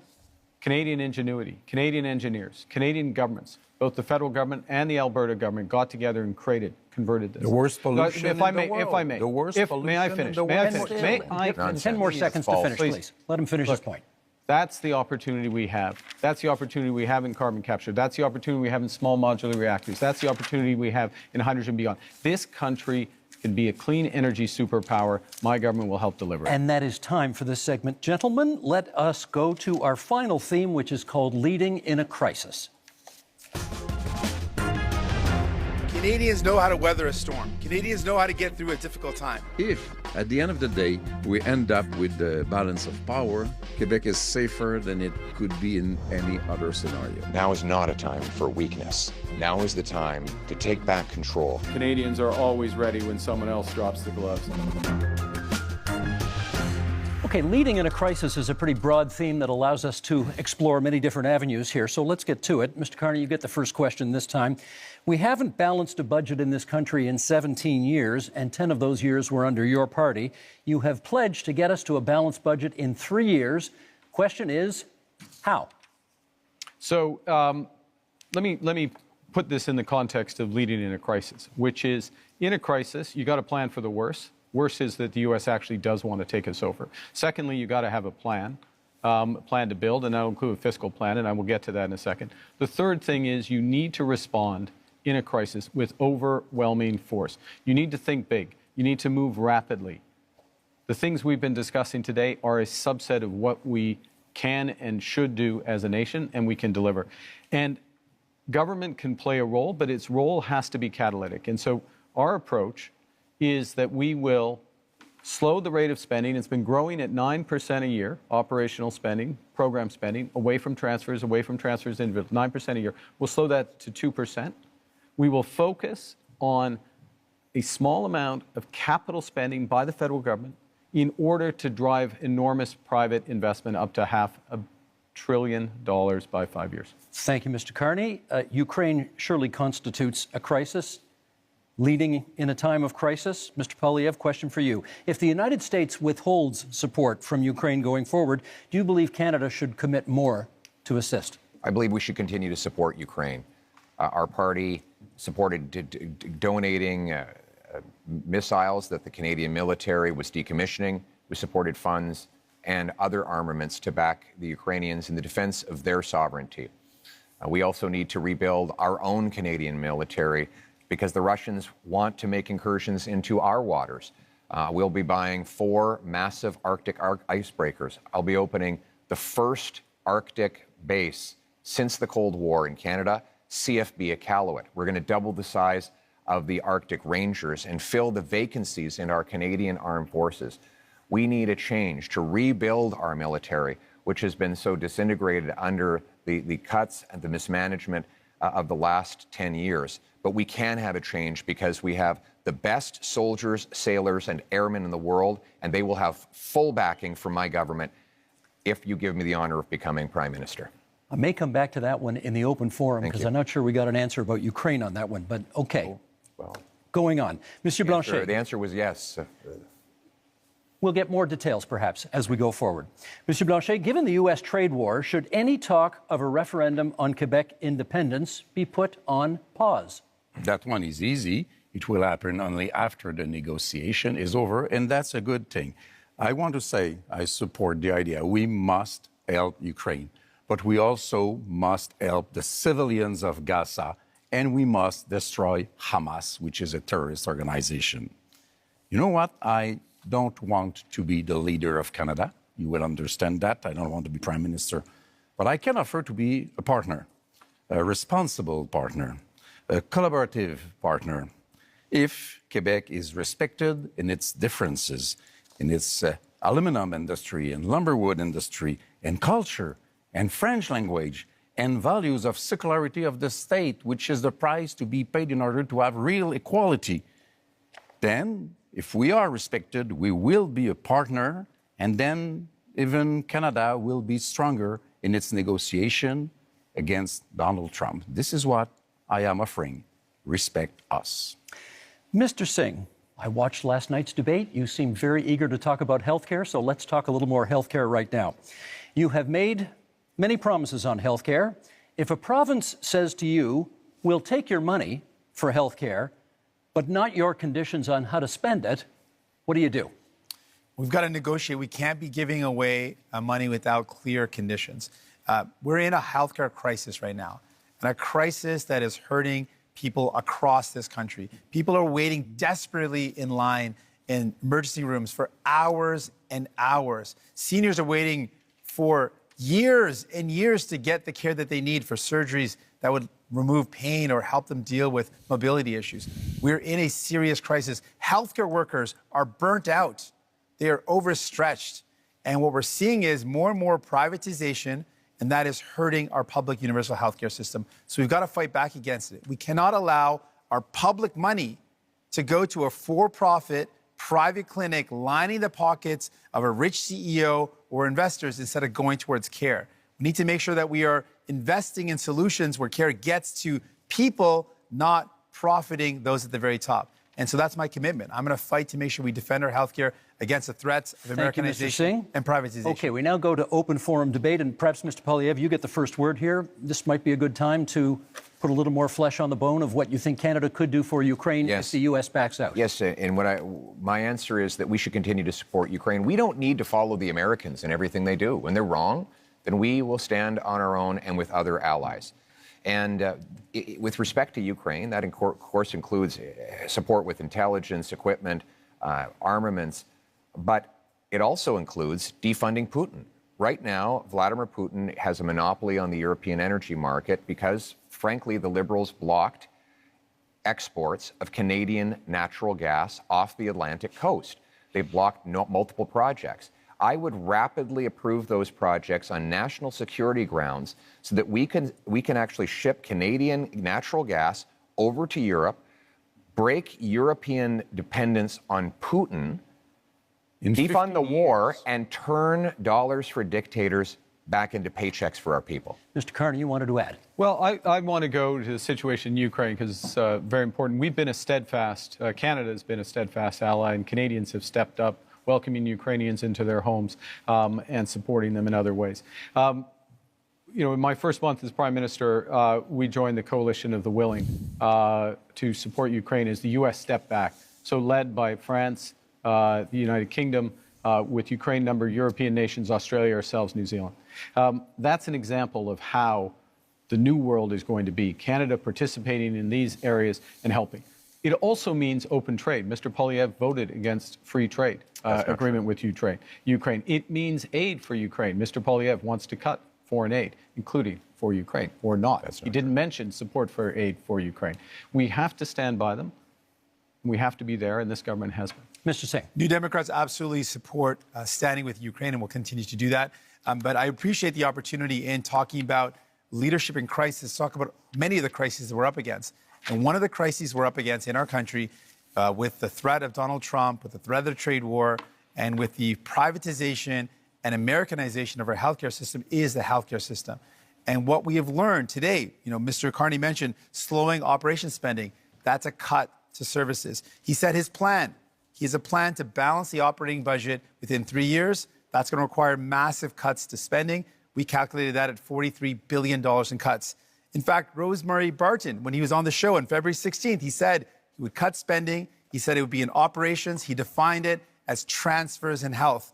And finally, longtime Liberal and former House Leader Karina Gould said that Mr. Carney's plans would mean massive cuts. That's the only way to achieve it. So, Mr. Carney, do you think it is leadership to cut health care at a time when it is in crisis? I think it is wrong. We can't do that.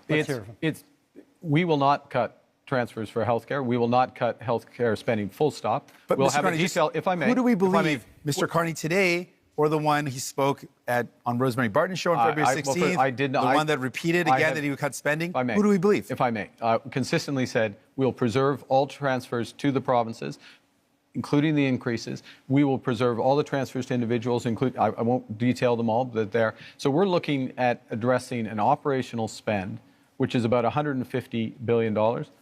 We will address that. We will make it more efficient, and we will do it in 3 years, and we'll balance that budget. Monsieur Blanchet. I am 6 minutes behind Mr. Carney, so I will speak a little bit longer. First, I will support any initiative which will bring Canada aligned with Europe and NATO in order to be stronger and facing new threats. Good. I believe that 2% won't be enough. I'm not more in favor of war than anybody else, but we have responsibilities, and our main ally is removing himself from the stage. So we have to step up. We have to do our part. I want to go somewhere else entirely, however. I want to ask Mr. Carney, if we're speaking about leadership here, if Quebec and Canada were to say, you are not being given a majority government, there will be more conservatives than you would like, maybe more New Democrats than you would like, and more people from the bloc than you would like. Will you accept, because you don't seem to be very eager about that, to deal with people which basically are more experienced than you are, as legitimate as you are, and would be more representative altogether than you would be being alone in your little kingdom? And I want also to propose to you all guys that 1 week after the election, we all meet, whatever the result, and we start dealing with this crisis together, because this is what people, either they are from Alberta or Quebec or wherever, this is what people expect from us. Mr. Carney, is that something you could get behind? I look forward to meeting with everyone. You're welcome to come, Steve, if you'd like. Week after twice, but also, but in all seriousness, that's not very respectful. No, but I'll that's come. Not very but I'm respectful. coming. On peut jaser un peu. Okay, I will. Okay. I come to the core. On jase. Yeah. Okay. I'll come to the core. Look, in a crisis, yes, you need a team, and you need to bring the country along with you. So what I did in the first week was to bring the premiers together, meet with all the Indigenous leaders, and move forward in that context. Now, the question is who's going to lead out of this. Whoever leads out of this, if I may, Mr. Blanchet, merci, thank you. Whoever's going to lead out of this is going to need to work with all the provinces, work with Labour, work with Indigenous leaders, work with all Canadians to bring them forward in a united front. And if I make this last point, one of the things that has happened, which is a credit to those people at home, is that Canadians are coming together. And it's our responsibility to meet the strength of Canadian unity. Still lagging, I have one small point to make. Yep. You will be elected, if you are elected, in a parliament where there are other leaders. I don't know if he called you, or Mr. Poilievre, I don't know if he called you, but before yesterday, you have not spoken to me once, even if I proposed it so many times. But you say, I speak to provinces' leaders. You're not elected in provinces. You are in a parliament where people are to make decisions which might not always suit you, but this is democracy, Blanchet, which you don't know too much about. I'm going to jump in here because I'm noticing what the clock is saying, and you brought up Gaza earlier, and I think our audience would be interested in hearing your views on the other major international crisis facing the world right now. Before we get that, just to finish up on the healthcare, I just want to speak to healthcare workers right now who are deeply worried about the status of our healthcare system, to Canadians who believe and love our universal public healthcare system, to patients who are stressed out. If you're worried about which Mr. Carney to believe, the one today or the one who spoke on previous shows and said he would vote for New Democrats, and we will fight to defend our healthcare. I think your supporters would really like to hear what you have to say about this question, and we have less than 5 minutes for it here. What role should Canada play in the other major international crisis in this world, in the Middle East and the war in Gaza? Pierre Poilievre, would you start us off on that? What role can Canada play? Well, first of all, we must condemn Hamas and, more importantly, the terror sponsors in Tehran who initiated the attacks, the horrific attacks of October 7th.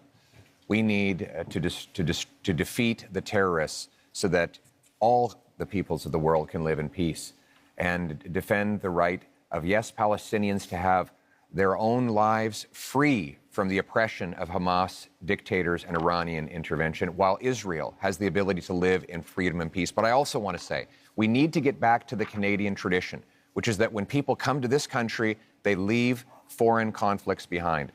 The rampaging riots targeting Jewish communities is utterly unacceptable, and it points to the growing chaos that we see on our streets after 10 years of incredibly irresponsible liberal policies, of weak borders, of dividing people into groups, of saying one thing to one group and the opposite to another, dividing and conquering. We must end that division and unite our people so that everyone feels safe, and that when we come here, we put our foreign conflicts behind and we put Canada first. People come from countries from around the world, and they care deeply about where they come from, and they should be able to do so. That's a part of being in our country, to have that freedom.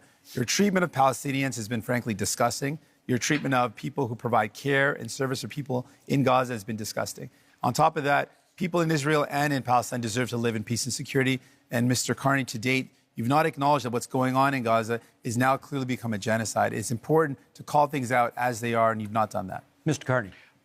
We need to work, to go to your question, we need to work with our international partners, maximum pressure, maximum encouragement for an immediate ceasefire. That's the first thing. Encourage the return of all of the hostages. Resumption of humanitarian aid. My government put in place $100 million of humanitarian aid, which is ready to go. With respect to where this ultimately goes, yes, two-state solution, but it has to be a viable and free Palestinian state, living side by side in peace and security with the state of Israel. I will underscore one other thing. Mr. Poilievre rightly mentioned Iran, the Iranian sponsors in this region. We have to be clear-eyed about the fundamental risks of Iran and do everything with our international partners to check it and turn it. Mr. Blanchet. If we are to work together, we will have to be consistent.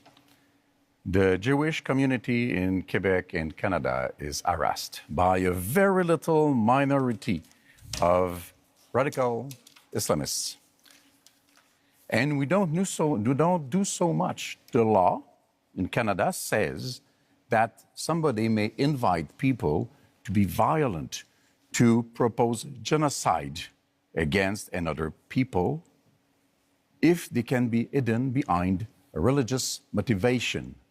They are in agreement with that, they are in agreement with that, they are in agreement with that. And we say it is a crime to invite people to violence and killing other people, and this is what is being done very often in Canada and Quebec with the approval of the Criminal Code of Canada. And we are saying this has to be changed. We have to change what we do before we want people elsewhere to change what they do. Last minute in the segment, Mr. Poilievre. This is about crises and leadership. And one crisis we have is in immigration. Because of this Liberal government's commitment to a radical policy called the Century Initiative, which seeks to bring our population up to 100 million people, they have allowed massive overcrowding in our communities. That has caused housing shortages, job shortages, Don't blame immigration and for the shortages. fault of your government. And if I could, the fact that you did sorry, not I invest didn't in interrupt housing, you. I did not built interrupt 6 you, homes. sir. I did not That's interrupt wrong. you. Don't It is- blame I do not people. blame. You're If I could, failures. Let him finish.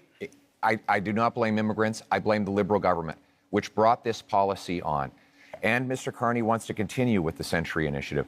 This is crazy. We have to get back to normal levels of immigration, get rid of the fraud in the temporary immigration system, and ensure that the people who come here can arrive in numbers that we can house, employ, and care for. That's how it always was, and that's how we're going to restore Thank you, Mr. Poilievre. That is our time for this segment. Those are our 5 themes, but we are not done yet. We are entering the next section of our debate tonight, what we're calling the leader's choice, something a little bit different. Each of you will get the chance to ask a question, any question, of any other leader. You can then debate the answer, and each one on one will last for 3 minutes. So, Mr. Singh, you have the first option here. Who do you want to ask your question of? Mr. Carney. Go for it. Mr. Carney, as chair of Brookfield Investments, your company is one of the biggest tax dodgers in Canada. As chair, you approved decisions where Brookfield Investments bought up affordable homes, kicked out the tenants, and jacked up the rates. As Prime Minister, one of the first things you did was a tax cut that helped out mostly millionaires. And you have a plan to cut services for people. Now, I expect that of Mr. Pierre Poilievre and the Conservatives. That's very much a Conservative plan. But my concern is that doesn't sound like what people want for a Liberal leader. So my question to you is, Mr. Carney, whose side are you really on? Thank you very much for that question, Mr. Singh. I'm on the side of Canadians. I'm in this for Canadians. I work for Canadians. But your track record doesn't show that, though. No, I have a track record of public service for this country. Go back to something Mr. Blanchet referenced earlier, which is have I resolved any crises? We're in Quebec. If you ask anyone in the finance industry, if you ask anyone in government in Quebec in 2008, they'll know that I resolved the biggest crisis in Quebec. Yeah, you won't have fun. But 60 million. But I'm this in is fairness with Mr. This is Singh. for these two. Mr. Singh. Yes, I have had a long career in the private sector. I'm proud of that career. I've always acted with integrity, and it brings me with experience that I can apply no one's in this questioning your moment, integrity, moment sir. of crisis. And you certainly have served the country.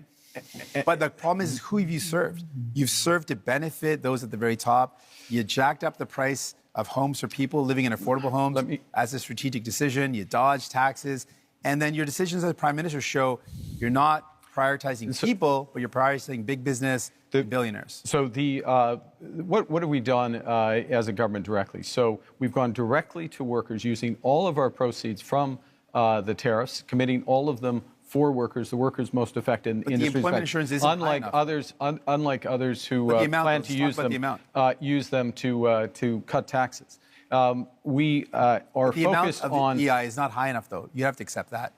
Right now, there will be additional programs. I am fully confident that the next government, whatever government is formed, or certainly if I'm in the next government, we will make additional programs. But you didn't do that so far, though. Well, I can't.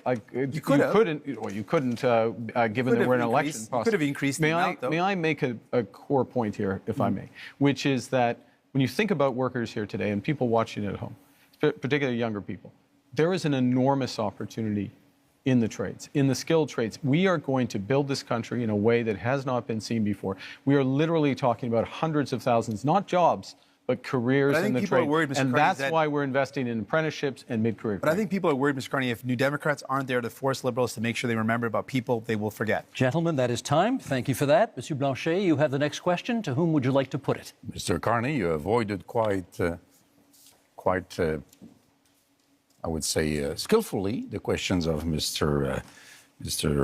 Singh. But first, let me correct something. In 2008, not so much by your decision, $10 billion were given to car industry in Ontario, while 60 millions, not billions of dollars, were lent to lumberwood throughout the whole of Canada.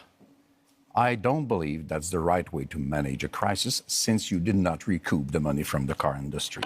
Then, you have been the manager of Brookfield. It's supposed to be a green investment fund, but we now know that 50% of the investments of Brookfield is in fossil fuel. It's not so green. You seem to want to support oil and gas industry. That's interesting. You want to support prefab housing, and it's also in the investments of Brookfield, but not in Canada. You want to support nuclear power, smaller reactors, which are more dangerous, by the way, and Brookfield has investments in Westinghouse. You have hidden the money of Brookfield in Bermuda and Cayman Island, $30 billion. Billions of dollars lost for Canada. You are having your taxes being paid by families, workers, elders in Canada and Quebec instead of paying your own taxes. So I want to know, will you, before the election, reveal all the details of your assets, as Mr. Singh has done, as Mr. Poiliev has done, and as I have done? We have a right to know under those circumstances. Let's let him answer. Well, the first thing is, I want to say a word about, I'll say a word about Brookfield. You know, this is a Canadian success story. It is the largest infrastructure investor and developer in the world. It is one of the largest, if not the largest, developer of renewable power in the world. And who benefits from that? That's Canadian pensioners. That's Quebec pensioners. That is teachers. That firefighters. It is a series of people, including individuals on this stage, benefit from that. Now, always acted with integrity, served the shareholders of Brookfield when I was there. I have left that. I have followed all the rules well in advance. So let's I have followed reveal all your the assets. rules well in advance. Let's reveal your assets like we all did. And working for the people of Canada. What do you own? Why don't you tell gentlemen. Canadians and That is Quebecers time. what you own? Monsieur Blanchet, we're moving on to Mr. Poiliev now, who has his opportunity to ask the question of whomever he'd like here, and that will be? Mr. Carney, but if I could begin by setting the stage. The choice in this election is, after a lost Liberal decade of rising cost and crime and a falling economy under America's thumb, do we want to elect them to a fourth term? Or do we want to change?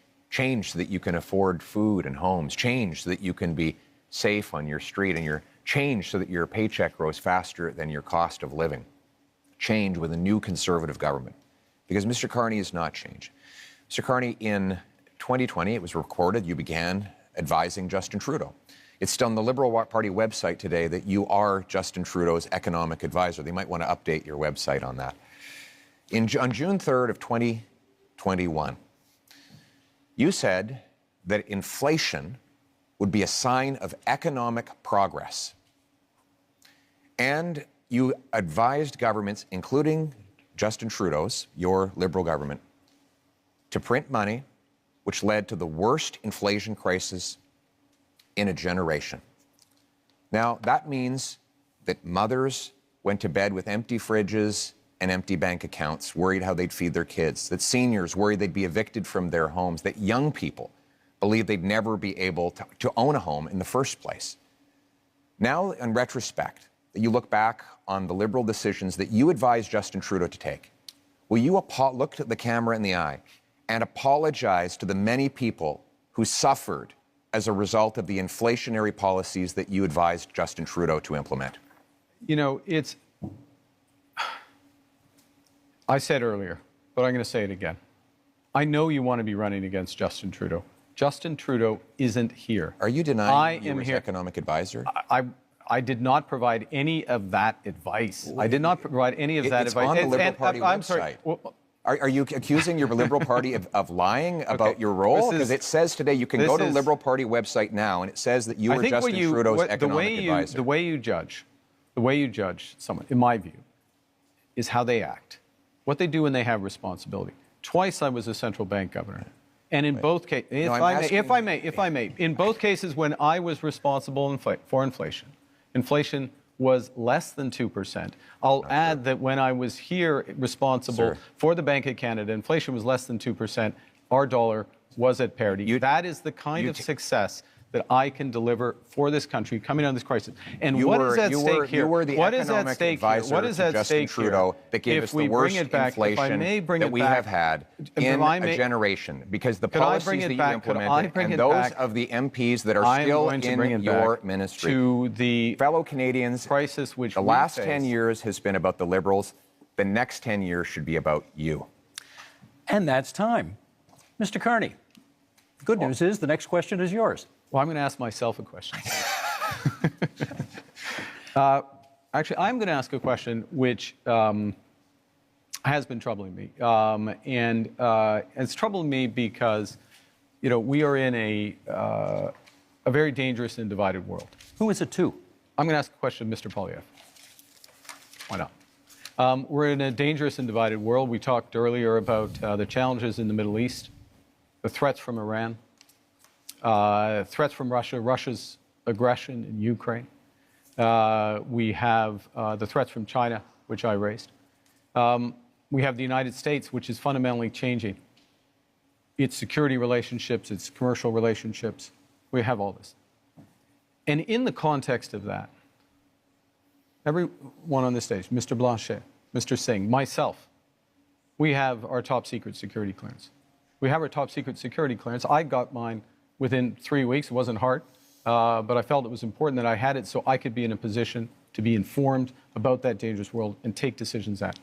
And Mr. Poilievre, it is now 950 days, if my numbers are right, since you've had the opportunity to get your top secret security clearance, and you've refused. Why? Well, first of all, I have got my security clearance when I was a minister. I got top secret clearance at the time, so there's no problem getting that. But when the government made this recent offer, they said that if I got the secret security clearance briefings, that I would be gagged under the security law, and I could be prosecuted if I spoke freely about matters of foreign interference. Now, given that Canada has experienced Chinese interference by Beijing, the government of China, in 2 consecutive elections, I needed to do my job to speak freely without fear of prosecution.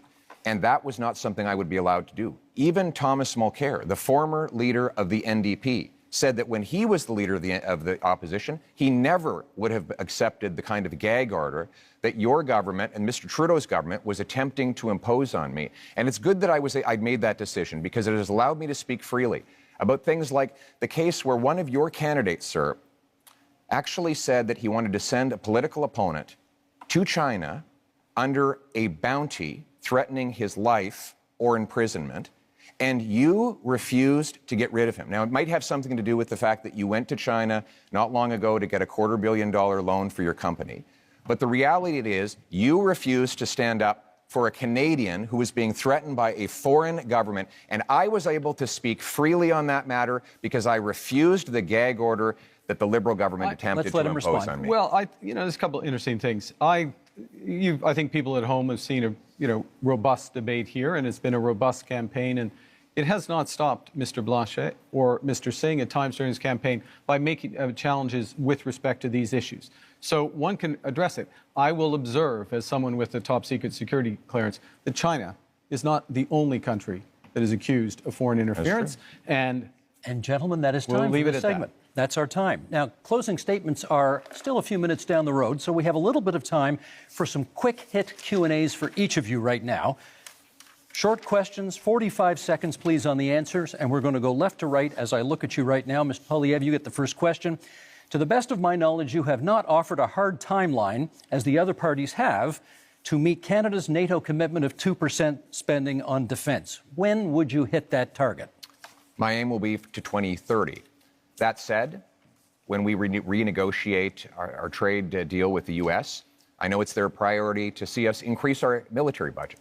One of the things I will say to the Americans is the more free trade, tariff-free free trade we have, the faster we can rebuild our military in Canada and reassert our sovereignty. And we will use that money to have heavy icebreakers in the north, Poseidon aircraft, fighter jets, a new base in the north, double the Arctic Rangers, fill the vacancies in the armed forces, and rebuild the warrior spirit that characterized our military since the birth of our country. We will rebuild our forces, and we will stand behind our veterans. Thank you, Mr. Poilievre. Mr. Carney, your question. You have cut both the consumer carbon tax and the capital gains tax increase that you inherited from your predecessor.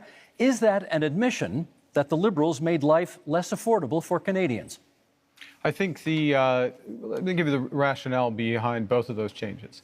First, with respect to the consumer carbon tax, in effect, it become too divisive for Canadians. Canadians received rebates. On the whole, they received more than the tax actually was, but some had represented that it was a tax without a rebate. It became divisive. It didn't serve its purpose. It made a relatively modest contribution to overall climate goals. I got rid of it. First act made Canadians whole. Secondly, but with respect to the capital gains tax, it's come up again, I'll be quick. This is a fundamental issue. We need to build this country. Builders, innovators, entrepreneurs need to be rewarded. That's why I brought it back. And that's time. Thank you. Mr. Singh, would you change the existing cap on immigration? I've said that the level of immigration, first of all, we need immigration. It's fundamentally important to our country. And we speak to any small business owner, you speak to people here in Quebec, you speak to farmers. It's fundamentally important. A couple of things, though, we know we need to be able to set the amount of folks that we welcome to our country at a level that it meets our needs. So I would ensure that we've got an expert panel that makes that determination based on our economic needs.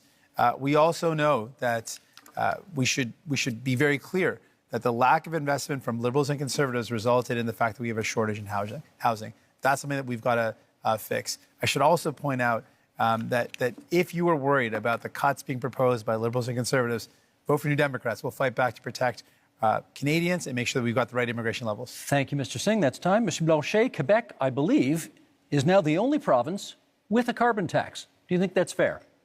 It's not entirely true. It's not a tax. What Quebec has is a system by which we invite big emission companies, I don't know how to translate that, to reduce their emissions. If they do not, then they have to pay. It goes into a fund which is invested then in reducing emissions.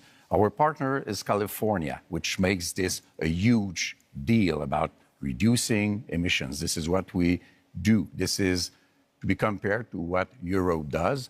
And by the way, Europe would impose tariffs on Canadian oil if it ever got there. We're quite proud of that. And we have to be responsible because this is much less expensive than doing nothing to fight climate change. That's time. We're going to do another set of quick hits here, left to right again, and 30 seconds this time. Monsieur Poilievre, you've previously promised to defund the CBC as one of your very first acts as Prime Minister. Is that still the plan? Yes, CBC will continue to operate as a self-funded, Canadian-owned and controlled non-for-profit that raises money like other media organizations through sponsorships, subscriptions, advertising, licensing fees, and countless other things that will ensure Canadians who still want to listen and view its content will be able to do so.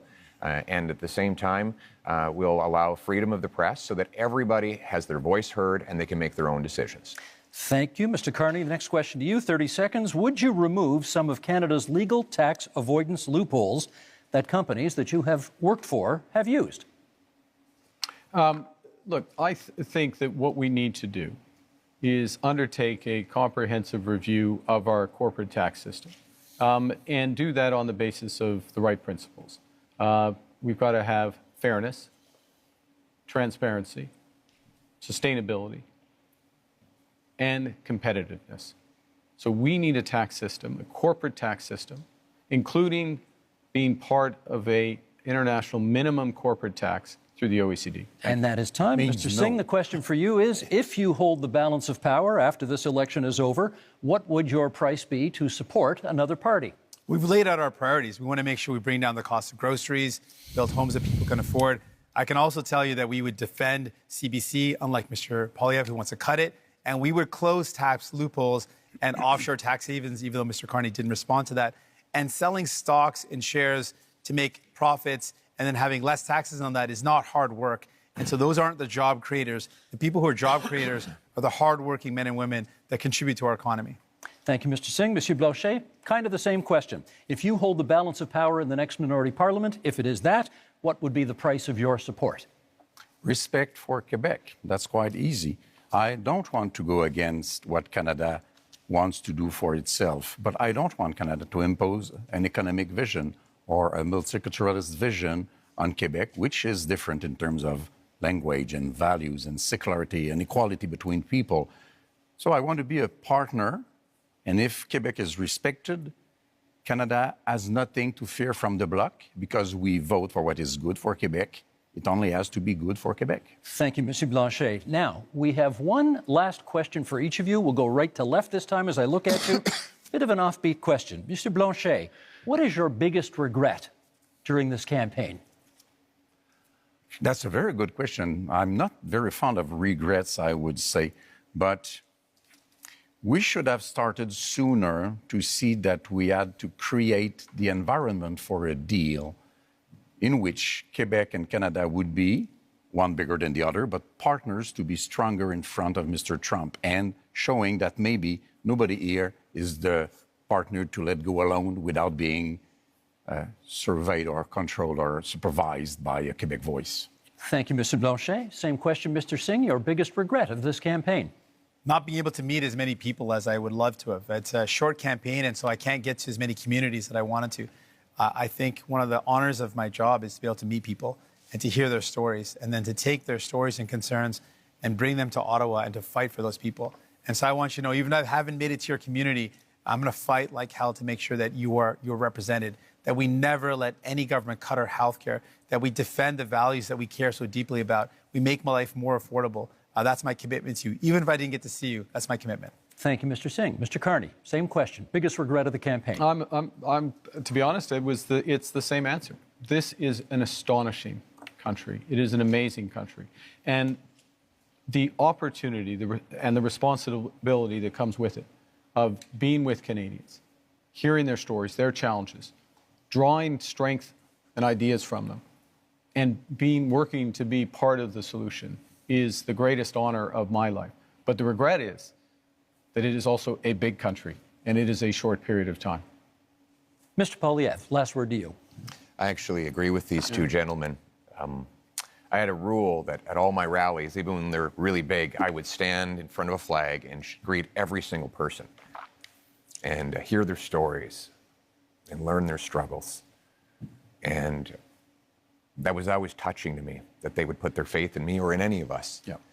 But we've been in such a rush because we have to get off to the next event, so we haven't been able to stop and do that. And I want you to know out there, I haven't forgot about you. Thank you.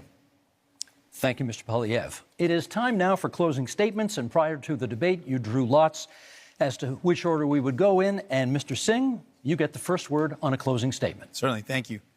Because you voted for New Democrats, we were able to build this country that we love. Universal health care and pensions, because you voted for us. Because you voted for New Democrats, we were able to fight to bring in dental care, pharmacare, and childcare. Because you voted for us, because you supported us. You have the power with your vote to send more New Democrats to Ottawa, to continue that fight, to make sure that no government cuts the things that we hold dear, like our health care, to ensure that we can do everything possible to make life more affordable by making it more affordable to buy your groceries and to get a home.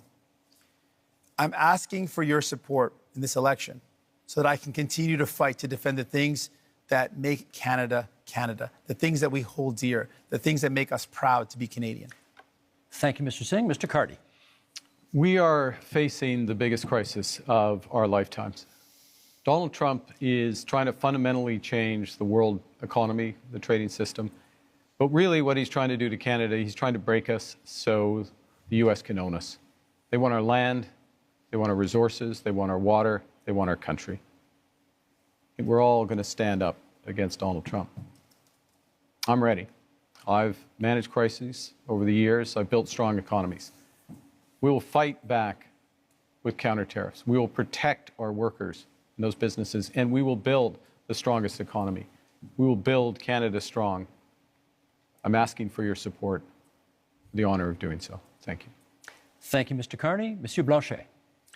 For 260 years and a little bit more, les Français, devenus des Canadiens, devenus des Canadiens français, devenus des Québécois, you have tried to have them become Canadians like all Canadians.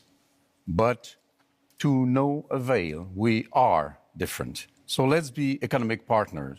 Let's have a voice chosen by and for Quebecers, an ally for Canadians as equals in front of Mr. Trump. Monsieur Poiliev. Only in Canada could someone start where I began and get to this stage. I was born to a single mother and adopted by school teachers who raised me to believe in the incredible Canadian promise that anyone who worked hard could do anything. That promise feels broken today. Many of you worried about paying your bills, feeding your families, or ever even owning a home. You're worried your kids are in danger. But I'm here to say it doesn't have to be this way. With change, we can restore the Canadian promise so that hard work gets you a beautiful house on a safe street under a proud flag. We can do it with hope for a change. Gentlemen, thank you for a very spirited debate tonight. 2 quick points before we go. Number one of you celebrated your 60th birthday yesterday on this stage. Yves-François Blanchet, bon anniversaire. Bon anniversaire. Merci beaucoup. Merci. Secondly, you'll notice we didn't have to change the time of this debate because the Leafs already clinched the Atlantic Division title, and therefore we didn't need to move the debate to accommodate a hockey game. I'm getting back at my colleague who was in this position last night, and okay, go Habs go, that's fine. With that, we're done. Thank you, leaders, for being here tonight. We are just 11 days from Election Day, April 28th, but there are many ways that you can cast your ballot starting tomorrow at advance polls. If you intend to vote by mail, that deadline is April 22nd. Make sure to check your voter card for details or contact Elections Canada. This is your democratic right, and we hope you use it. Thank you so much for being with us tonight. I'm Steve Paikin. Good night from Montreal. Thank you. Enjoyed that. Bon anniversaire.